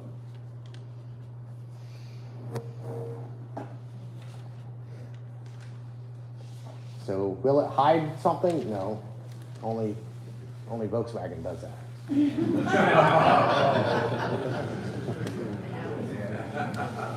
Just kidding. I'm kidding. All right, the four-stroke diesel, or the four strokes. All right, the movement of the piston, either down the cylinder or up the cylinder, is a stroke. So down's a stroke, up's a stroke. So to go through a four-stroke cycle, it's got to go down, up, to complete a full cycle. So the first stroke is going to be the intake stroke. So the piston's at the top of the cylinder. We've got valves at the top of the cylinder. Only air goes past these valves, no liquids. So the intake valve is going to be open. The piston's going to draw down. It's going to create negative pressure, so it's going to draw air into the cylinder. So that's our intake stroke, just like your diaphragm does. Your diaphragm pulls down, pulls air into your lungs. So once it gets to the bottom of the travel, then that intake valve is going to close. Now we got a sealed cylinder. Now we're going to have the compression stroke. The piston's going to come up. It's going to compress all that air, create 1,000 degrees. Just before the piston gets to top dead center, our injector is going to start spraying its atomized fuel into the cylinder or into the pre-combustion chamber, depending on which engine you have. So then that fuel combusts, forces the piston down. That is our power stroke. So now the piston is down, the cylinder is full of smoke, the exhaust valve opens, piston comes up, pushes all the smoke out of the cylinder. That's our exhaust stroke. So intake, compression, power, exhaust. Every diesel course ever taught is going to teach you the 4 words to remember that by: suck, squeeze, bang, and blow. All right, so this is what it looks like. So this is one cylinder going through the 4 strokes. So we got our valves at the top. This valve here is open. We got little arrows here, so the piston draws down, creates negative pressure, air pulls into the cylinder. The valve closes, piston comes up, compresses all the air, creates that close to 1,000 degrees in the cylinder. Just before the piston gets all the way up to the top, the injector starts atomizing the fuel into the cylinder. The fuel combusts. Piston's forced down. Now the cylinder's full of smoke. Exhaust valve opens. Piston comes up, pushes all the smoke out of the cylinder. Compare that to a 2-stroke right now. What's that? What happens on a 2-stroke? You're a plan. Total plan. All right, so we have a mechanical blower on a 2-stroke. So the engine only has exhaust valves, no intake valves. So there's only exhaust valves at the top of the cylinder. So the piston comes down. So this chamber around the cylinder has compressed air or air pressure, pressurized air around the cylinder. So when the piston comes down and exposes all these holes around the bottom of the cylinder, that pressurized air blows into the cylinder. At the same exact time, the exhaust valves on the top of the cylinder are open. So if there's any exhaust smoke in the cylinder, that fresh air blows in and blows the exhaust up past the exhaust valves. Then the piston comes up, covers up those air ports, the valves close, squeeze, bang. So we get a power stroke on every revolution of that crankshaft. Very, very old technology, World War II. So we really don't get all the exhaust out of the cylinder, so we don't fully get a nice clean air charge into the cylinder. It's what we call scavenging, and so their emissions dirty, so that's why we don't see them anymore. I believe they are starting to, there's coming out with a 2-stroke again in the diesel world. It's now Is that what burning clear. Mr. Diesel created? Mr. Diesel, the original diesel dude that... I don't Is believe, that the kind of engine he made? I don't believe so. His was 4-stroke? I believe it was a 4-stroke. That too? All I know is it ran at like 500 RPMs.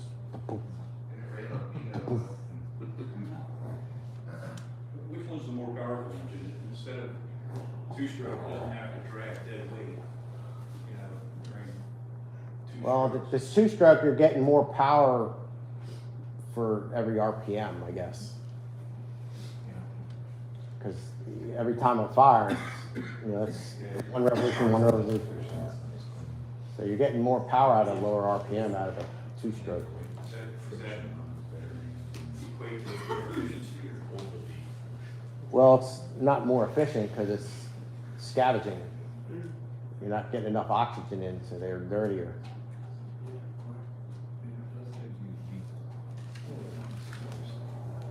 But they pretty much stopped making them in the early 90s, I think, because of the emissions on them. Or they were no longer allowed in boats, new boats anyway. All right, any questions? What's the life expectancy of these rubber hoses that you see around here? Rubber I'm always hoses? suspicious about them. Well, the rubber hoses generally are scheduled to be replaced at about 1,000 hours. Yeah, so when you look at your maintenance schedule, it's going to tell you do this, and this at certain hour ranges. When you hit the 1,000-hour range, that's typically the real expensive one. So 1,000 hours is typically rebuild the injectors, replace your seawater pump, remove all the coolers off the engine and clean them in an acid, replace all your molded hoses, thermostat, pressure cap, engine mounts, pull the transmission, check and replace the damper plate, engine alignments, again, the molded hoses. So easily one engine can run upwards of $5,500 to $6,000 if you do it all at once. Because it's not quick, it's a 25 to 35 hour job. Plus the cost of the parts are going to run you $2,500 to $3,000 depending on your engine manufacturer. So I have a sailboat and I prefer to sail it, so the engine hours don't rack up very quickly. Is there a time scale, if you're not racking up your engine hours fast enough, that you would do the servicing? Yeah, so when you're looking at a maintenance schedule, it'll tell you hours or once a year. So it'll tell you every 100 hours or once a season, every 200 hours or once a year. And then it'll be every 500 hours or every 5 years. It'll tell you in the maintenance schedule chart of years and hours. So whichever hits first. Thank you. Mhm. Now diesel engines are made to run hard. They're designed to work. When you baby them, you shorten their lives. So if you're always worried about running over 2,000 RPMs, even though this engine was designed to run 3,800, you're shortening the life of the engine by not even getting the turbocharger hot enough or boost pressure enough to actually allow the turbocharger to do its thing properly. So you'll shorten the life of the turbo and the cylinders.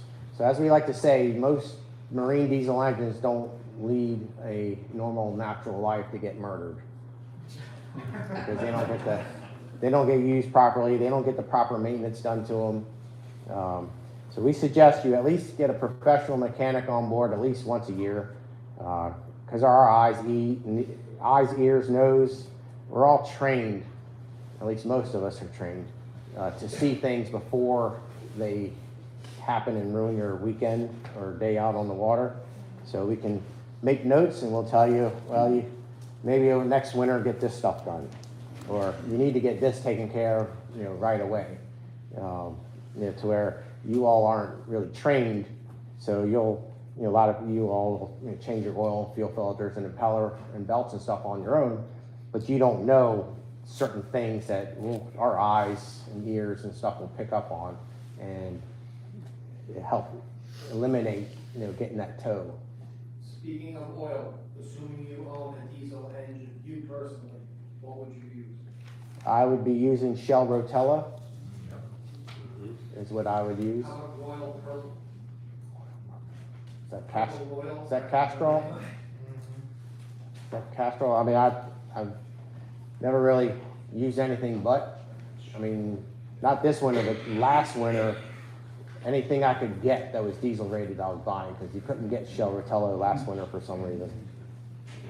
Do you have a preference between the 4, 5, and 6 synthetic Rotella? Okay, yeah, I'm gonna use T4. Unless the engine manufacturer says you can put synthetic in it, I only use conventional. Two-part question, is there anything on a boat or in an engine room that you could think of that you could throw at your air cleaner to stop a runaway engine? You don't want to put your hands around it, but is there something else, like a rag? Well, if you have a powerboat engine where it's got a much bigger air filter, maybe air sep or something, then you may want to plan ahead for this to maybe happen to you. So what I suggest is going to the hardware store and buying contractor grade trash bags. So the really thick milled trash bags. Take 2 of them, line one inside the other, shake it out, and then fold it up nicely and put it into the side compartment of your engine room. What about that motor? This engine, like I said, you can quickly pop, this one pops out and I can get that out of the way and block this with whatever's flat and handy. Second question, you were talking about blowers and explosion atomized fuel versus atomized diesel. In your experience, what is the percentage of gas explosions versus diesel explosions that you are aware of? Comparing. Percentage as in which boats blow up? No, what's the ratio? 100%. Gasoline to diesel blowing up, it's right. Yeah. It's 100%. Like how often do gases have problems versus diesel? Diesel is the numerator, gas is the denominator. In other words, for every 100 gas explosions, how many diesel explosions have you heard of? I mean, you hear of, the gas boats on the fuel docks after gassing up and starting up. I hear maybe about 4 or 5 a year, or I hear about 0 diesel. I've never actually heard of a diesel exploding like that. And neither have I, but that came up as a risk when we were talking about blowers. Came up as a risk for diesel motors. That if you had a crack in something and it atomized, you might get it in the engine compartment, it would blow. There's a chance, but the real question is, what's the likelihood of that fuel line being cracked? That's probably like 1 in 900,000 engines. Like the Commanders win the Super Bowl. And the other 31 teams. Well, sounds like different temperatures, but you have to get it up to 750 according to Isaac. Right. So you have to have something that's extremely hot. So a really hot spark would have to happen. Or, like I said, You would have to maintain that heat throughout the exploding process, right? So on the periphery of this explosion, it still has to be 750 to ignite the things outside of it. I mean, we're starting to get into college level stuff. I didn't go to college, I'm sorry. But we're going down the college talking to a professor, which I don't have a physics or that kind of background. But it's like the aviation rule, JP8, you don't talk about it just spontaneously blowing up because it won't. It won't. You can throw a lit match into it and leave it there and Right. it'll blow up. Right, So, but there is the odd chance that you have a really high horsepower engine that does not have a water-cooled turbocharger on it. And so that turbocharger could be cooking up to 1,000 degrees. So if that atomized fuel lands on that hot piece of metal, then a fire could happen, and then it could turn into a chain reaction to ignite the rest of the vapors in the room. What are the chances of that? Pretty small. Quick one on fuel. My last underway this season, I planned to top off the fuel tank, but due to family business, that last underway got canceled. So I set all winter with the diesel only about 3/4 full. Do I need to worry about moisture in the fuel this spring, and if so, what would I do? I mean, I wouldn't go worrying too much about it. Storing your tanks with full of fuel does eliminate, or it drops the percentage of the moisture getting in the tank through the tank vent. And so the bigger the void over in the tank, the more air that's going to be moving in and out of the tank. So the more moisture it's going to be moving in and out of the tank. So you do have a chance of a little bit of moisture turning into drops of water. But that's where your fuel filters, your primary water separator comes into existence. Why it's there is to remove small amounts of water from the fuel. If you're really worried about it, you can pump the bottom of the tank to see if there's any water collected on the bottom of the tank. I mean, I really wouldn't worry too much about it. I mean, unless you do that during the summer, and the warmer weather is when you get more moisture moving. Cold mornings or cold overnights and then heat during the day is when that tank is really going to start breathing from the dissimilar temperatures. Yeah, all the rapid temperature changes we've had this winter. This winter, yeah, it's been a little crazy this winter. What about additives like sea foam and stuff like that? I don't know too much about seafoam. I heard good things about it for gas boats, but I know you can put it in diesel fuel too. The only additives like we really talk about are the cetane improvers, because when you store the diesel fuel, the cetane rating drops, makes that fuel harder to burn the longer you store it. So you can add a cetane improver back into the fuel, which makes that fuel easier to burn. Biocides, so we talked about the microbes growing in the fuel, so the biocides will kill the microbes and break them down into a powdered form. And then the last thing would be lubricity products. So they're removing the sulfur from diesel fuel because it's a pollutant. But it actually helps the rubber components in our fuel systems maintain their elasticity and their shape.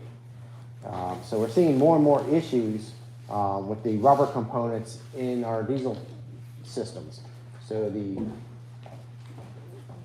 mechanical fuel pump, the rubber diaphragm, we're seeing more and more of these stretching and getting pinholes in them.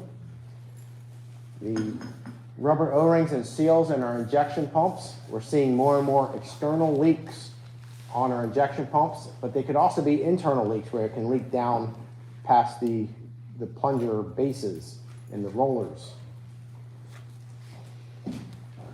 What causes that? The lack of the sulfur, because they're removing the sulfur from diesel fuel. So you got regular diesel fuel, then you got low sulfur diesel fuel, then you have ultra low sulfur, and then eventually it's going to be no sulfur in the diesel fuel we buy. Now I'm not sure what's available on the fuel docks, whether you can still get low or if it's only ultra low. I'm not too keen on that. Do you think of BGK diesel treatment, fuel treatment? I've never heard of that. Are there sulfur additives? I would think probably not. I honestly don't know. I mean, I'm not sure what's in those additives for the lubricity. They mix in lead.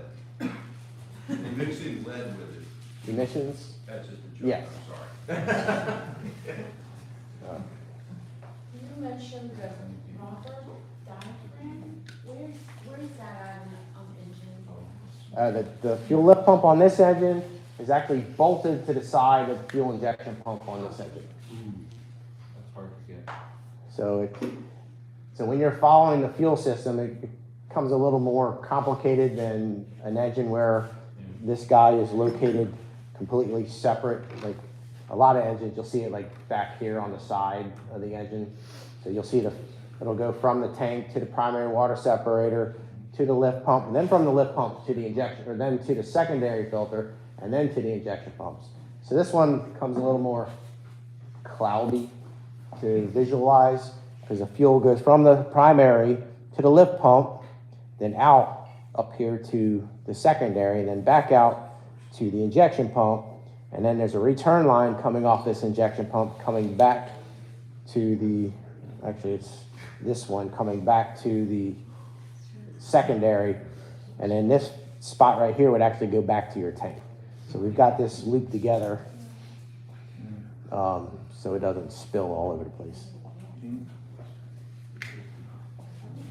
That answer your question? Yeah, in a sort of way, I guess. I guess the bottom line is you can't really get to it.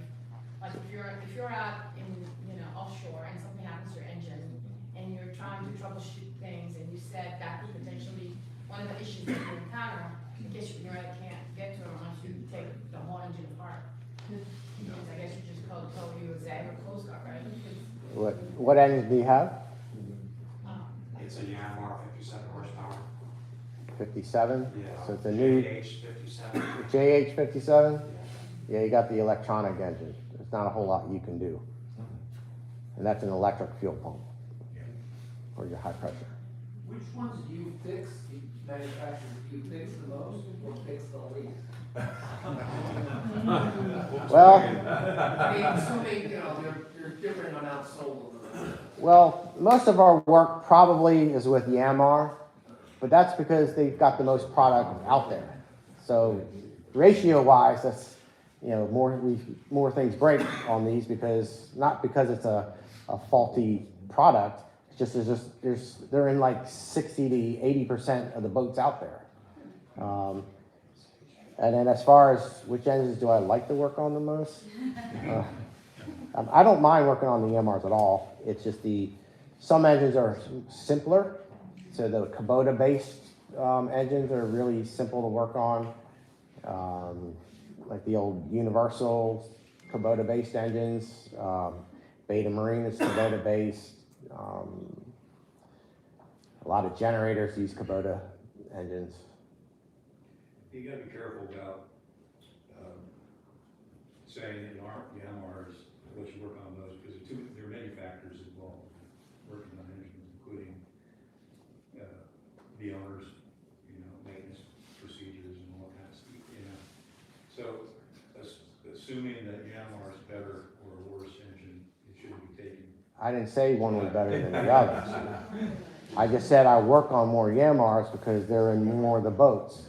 So percentage-wise, out of the 500 slips here, 400 of them have Yamars in them. Obviously, I'm going to work on more Yamars just because the market's flooded with Yamars. As far as power boats, I work on more Cummins than the other large engines. But I do work on the 6-cylinder Yamars. I do work on Caterpillars and a few John Deeres. That's just what my customers own. I'm worried about, cruising speed. I have a sailboat, 3-cylinder Yanmar. I don't know, Jason, I don't know the exact numbers. It's 20 years old. And, I usually run it at like 334, something like that. No, 24, yeah. And, but it's supposed to go up to like 3 something, but when I run it that hard, it's just freaking scary. So I just don't know what I'm supposed to run it at. Yeah, a lot of manufacturers want it to cruise at 80% load. So whatever your maximum full throttle is, in theory, they want you to run it at 80%. But, what's your hull speed? So if you're hitting your hull speed at, 65%, then you run it at 65%. And then the last 5 minutes before you get back to the no wake zone, you run it at full throttle. That way you add extra heat and you burn off the carbon off your turbocharger, off the valves, and other things. Actual full throttle or? Actual full throttle. Wide open throttle. That way you create as much heat as possible and you'll burn out any built up carbon. It also allows you to understand the condition of the bottom of your boat. Yeah. If you can't achieve full throttle, that typically when you boat first launched and you can achieve full throttle, but then 2.5 months later you can't achieve full throttle, then that's typically telling you that your bottom's starting to get fouled, which then may need a quick haul, short haul. What are those propellers where if you put it in reverse or something, you play around with it, it changes the pitch of the propeller. So that's another one of those things where, I'm afraid I'm gonna be smoking the engine by, trying to run it too hard with the pitch too aggressive. With the gory prop? Yeah, that's the one. Well, you gotta make sure it's not in overdrive when you go to full throttle. So I got some Volvo turbocharged engines, and I just want to repeat what I think I heard you say. So as I'm coming back in after a 2-3 hour cruise, running up to wide open throttle for 5 to 7 minutes, and then idle it down, come in and shut her down. Yeah. And that's to clean the turbo. Yeah. That's to help burn the carbon off any of the valves and turbocharger with the excessive heat. If I'm cruising from here to Hampton, 12-hour cruise, okay, do I run it up during that time or just at the end? I would just only do it at the end. Okay. This is significant. If you're going up and down the ICW and you're in long lengths of 6 knots, Right. then when you come out of the 6 knots, then you want to run it hard to burn that carbon off from idling for so long. So if I'm running it, I'm picking up 1,100 RPM for 6-8 hours, every 4 or 5 hours running up? Yeah. Okay, does that work in neutral as well?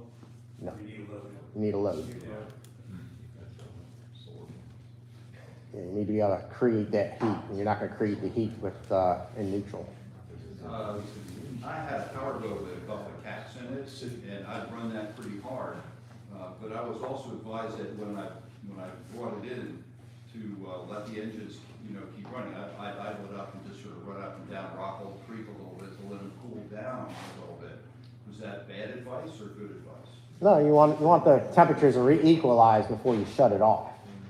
But usually, like here, by the time you slow down at the entrance, the breakers, normally that's a good 5 minutes before you get into your slip and get tied up. So you just leave it running while you're still tying up your lines and everything, and then and then check your temperature gauge if you have one.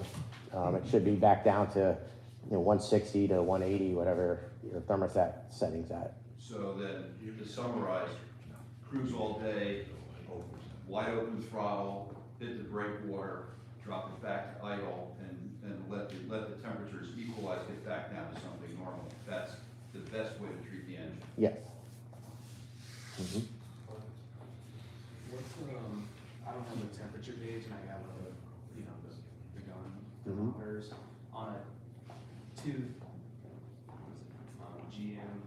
20F. Like, what would be the like a normal operating temperature? Okay, on a GM series engine that's got about 160 degree thermostat in it, so that engine can run anywhere between 170 to 180 when you're at your cruise RPM. And so you would shoot just below the thermostat housing, and it's a freshwater cooled model. Yeah. So you got a heat exchanger. Yeah. Okay. Another question about that is there a zinc on that motor?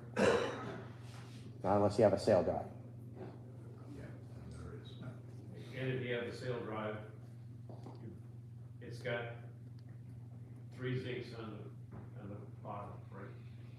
So if you have a sail drive, you may have a zinc just in front of the propeller. So it could be a single piece, or it could be the new double, so you can change the zinc without pulling the propeller off.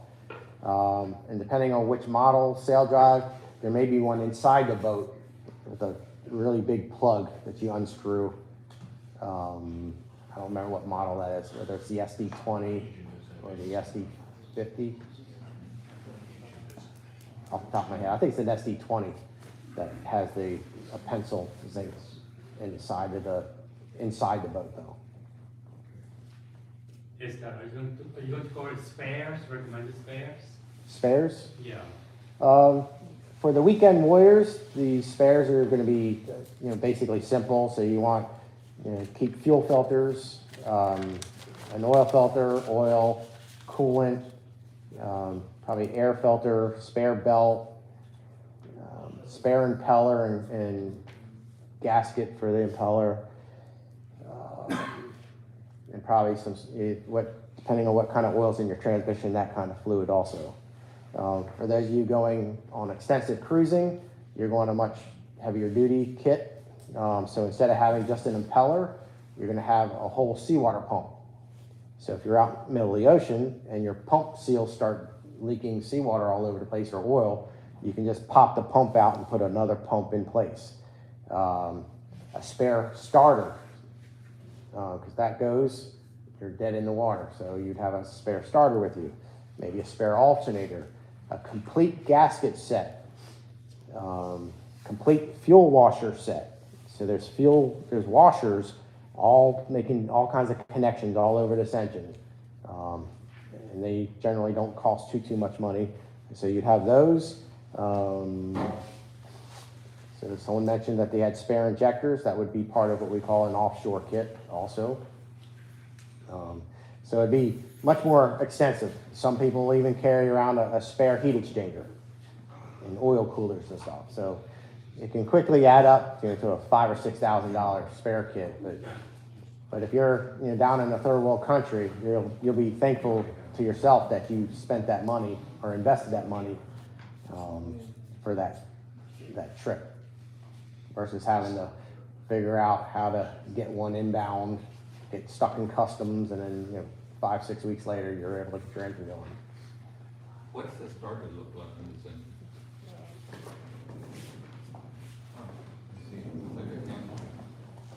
All right, so here's the starter right here.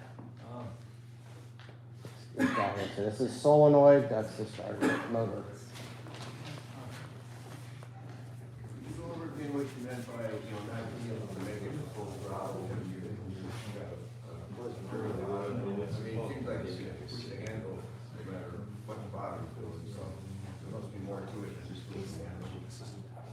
Yeah, so if you push the handle all the way to full throttle, but the engine won't achieve the RPMs. What's the RPM really? Because the engine's gonna be overloaded because of the drag on the bottom of the boat or the drag on the running gear, which will produce black smoke, and it may also cause your engine to run hot or overheat because you're causing that engine overwork.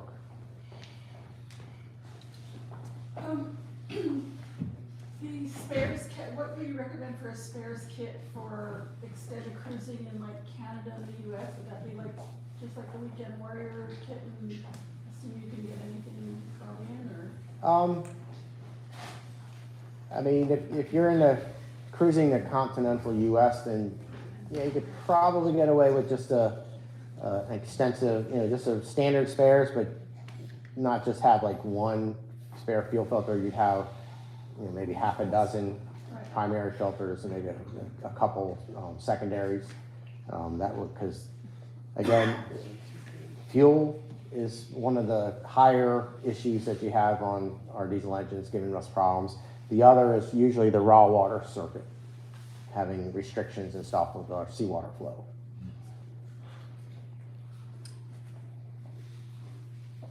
So I just had my manifold serviced because the raw water was totally gunked up on the inside. So to maintain the manifold over time, if I'm just using it like on the weekends, do I want to just not mess with it, or do I want to drain the water out of the petcock, or do I want to run fresh water through it, or is there a way to Okay, most issues with the heat exchangers are not on the raw water side. It's on the antifreeze side. Okay.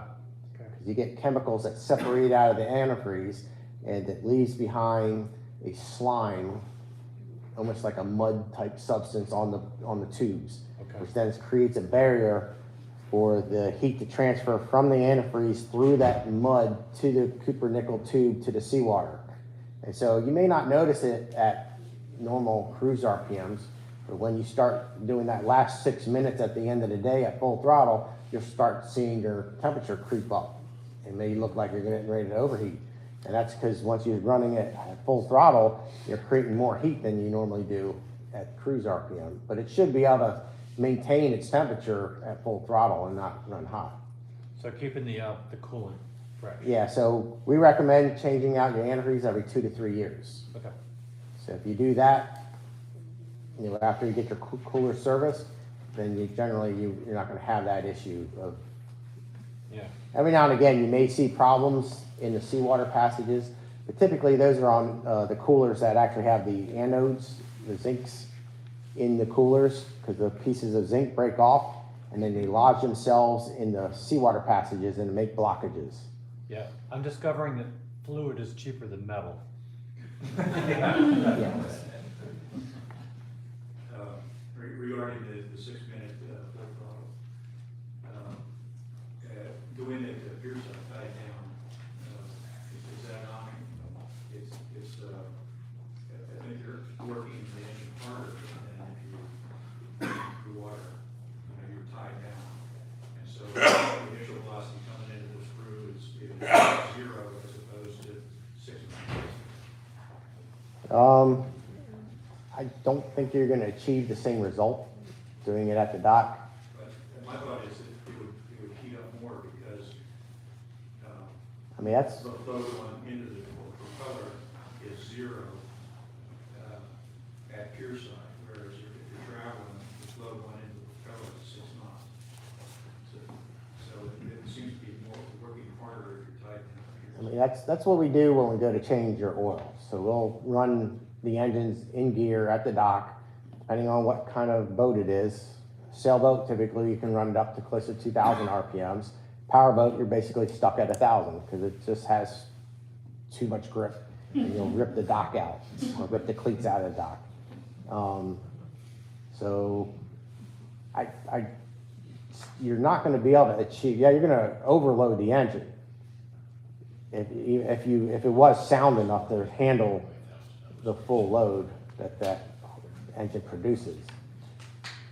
So you would actually probably overload the engine and produce carbon versus clearing it out. Fear side, you don't want to go You know. And I don't think the people that own the marina want you to do that either.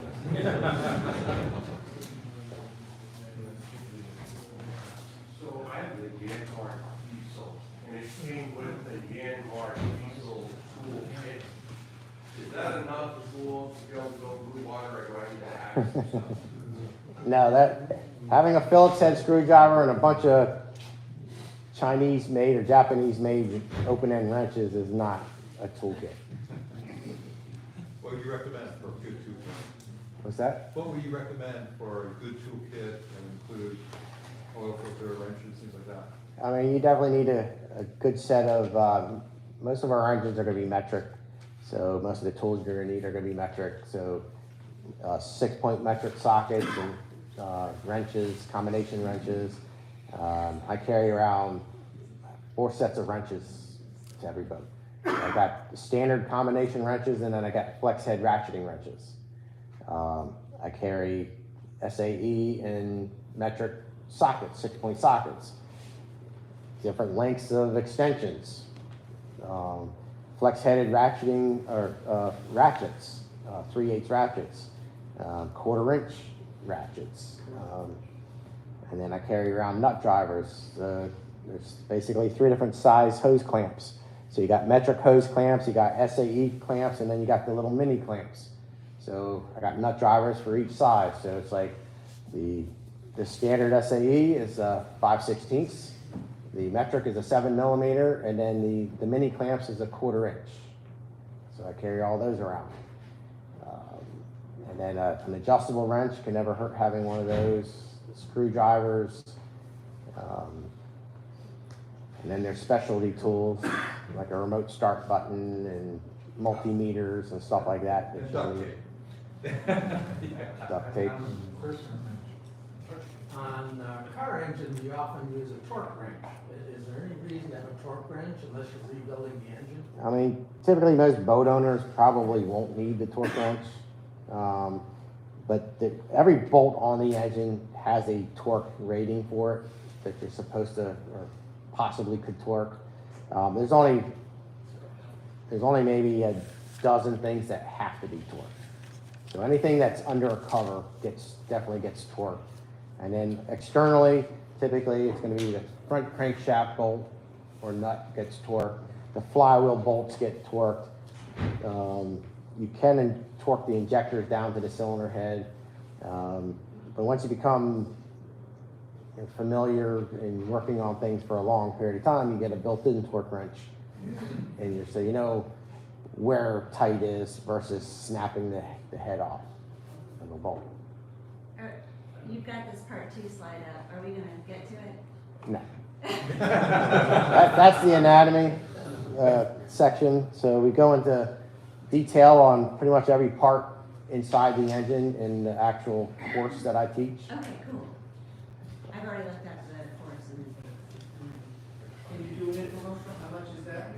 Oh, the prices, I honestly don't really know. I think it's $475 for the two days, and the level 2 class is probably a little more expensive because we don't have as many people.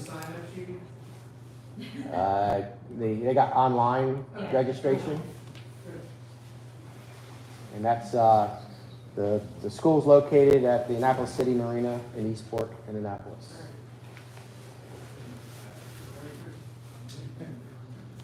Question on the temperature gauge, I have an initial temperature gauge, and sometimes it doesn't come up until I'm well under load for a while.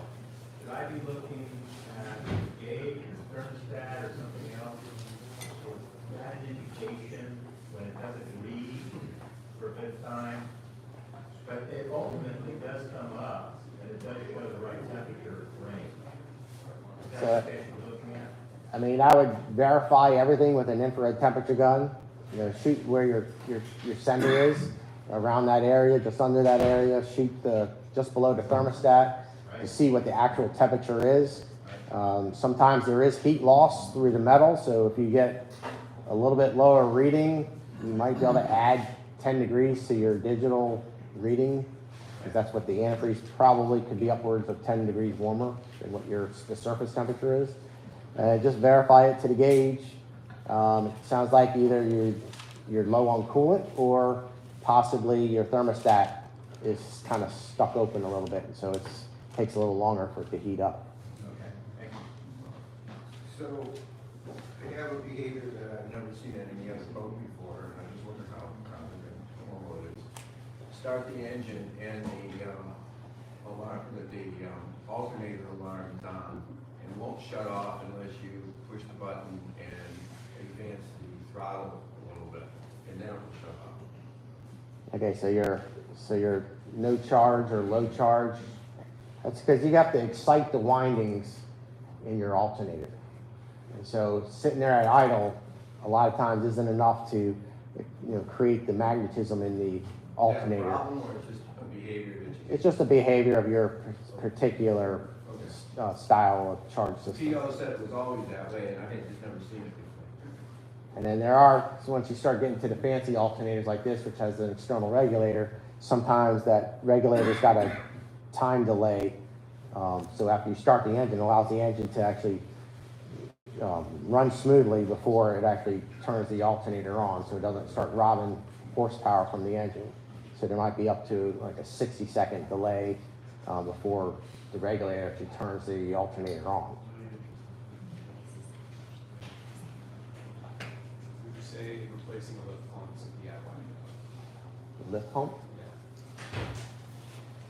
When to? Or is it a DIY? My lift pump's leaking, and I was like, it looks like maybe it's a simple kind of... It's not too hard. Usually it's 2 fuel lines and typically 2 to 4 bolts holding it to the engine. And but you got that piece goes into the part of the engine.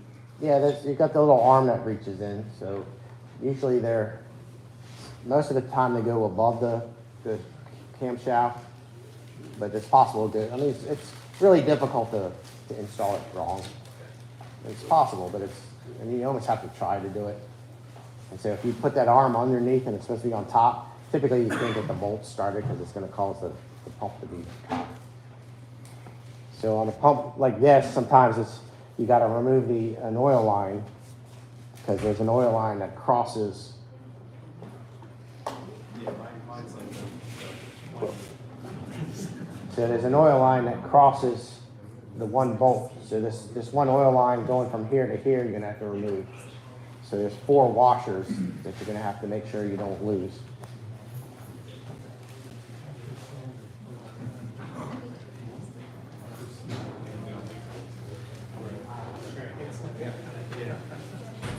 All right, taking last questions now. On your siphon break, on your coolant water there, Mm-hmm. Calder says the valves and those frequently get dumped up.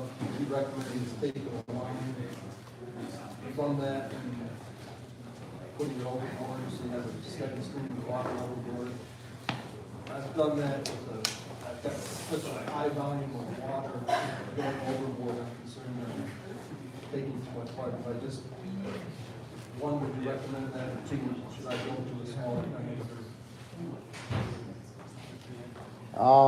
You don't usually see constant feed siphon breaks very often anymore.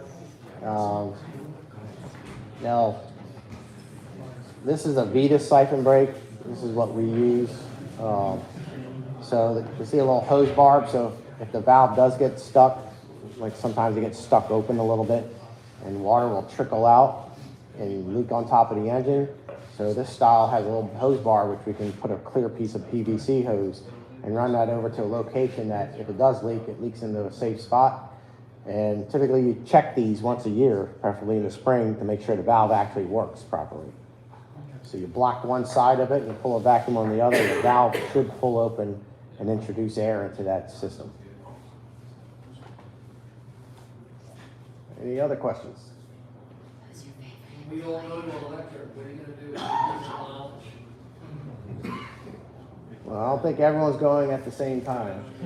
And I'll be retired by then, so that'll be my employees' issues.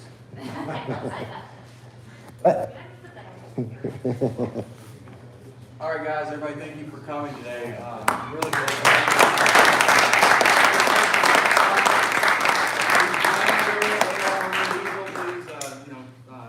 Patronize him and business cards out by the food. So next weekend on Saturday at the same exact time, we have a mid-range cruising class with Captain Jeff Bowen of the Sailing Academy. And then on the 25th, we have another Erie Bay Yacht Club is doing a cruising the bay presentation. And then at 1 o'clock that day, we have a long-range cruising presentation with Captain Kate Westbrook. So make sure you check the newsletters and sign up for those classes especially if you want to learn about what, it's a long-range cruising preparation, what kind of equipment to take with you, spare parts and stuff like that. So it'll help out a lot. Thank God it was that, not something else.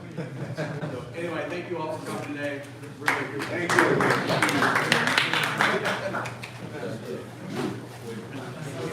Yes, ma'am.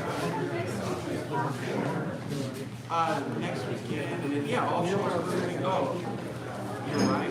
It is offshore cruising, which I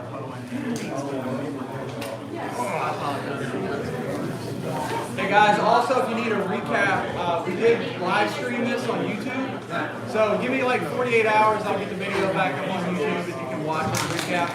And next weekend is actually offshore cruising with Jeff Bowen, not mid-range cruising.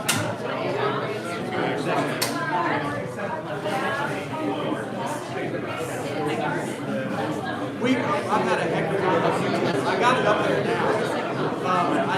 But YouTube doesn't like it. I'm having a hard time getting it to show up in the video. I can send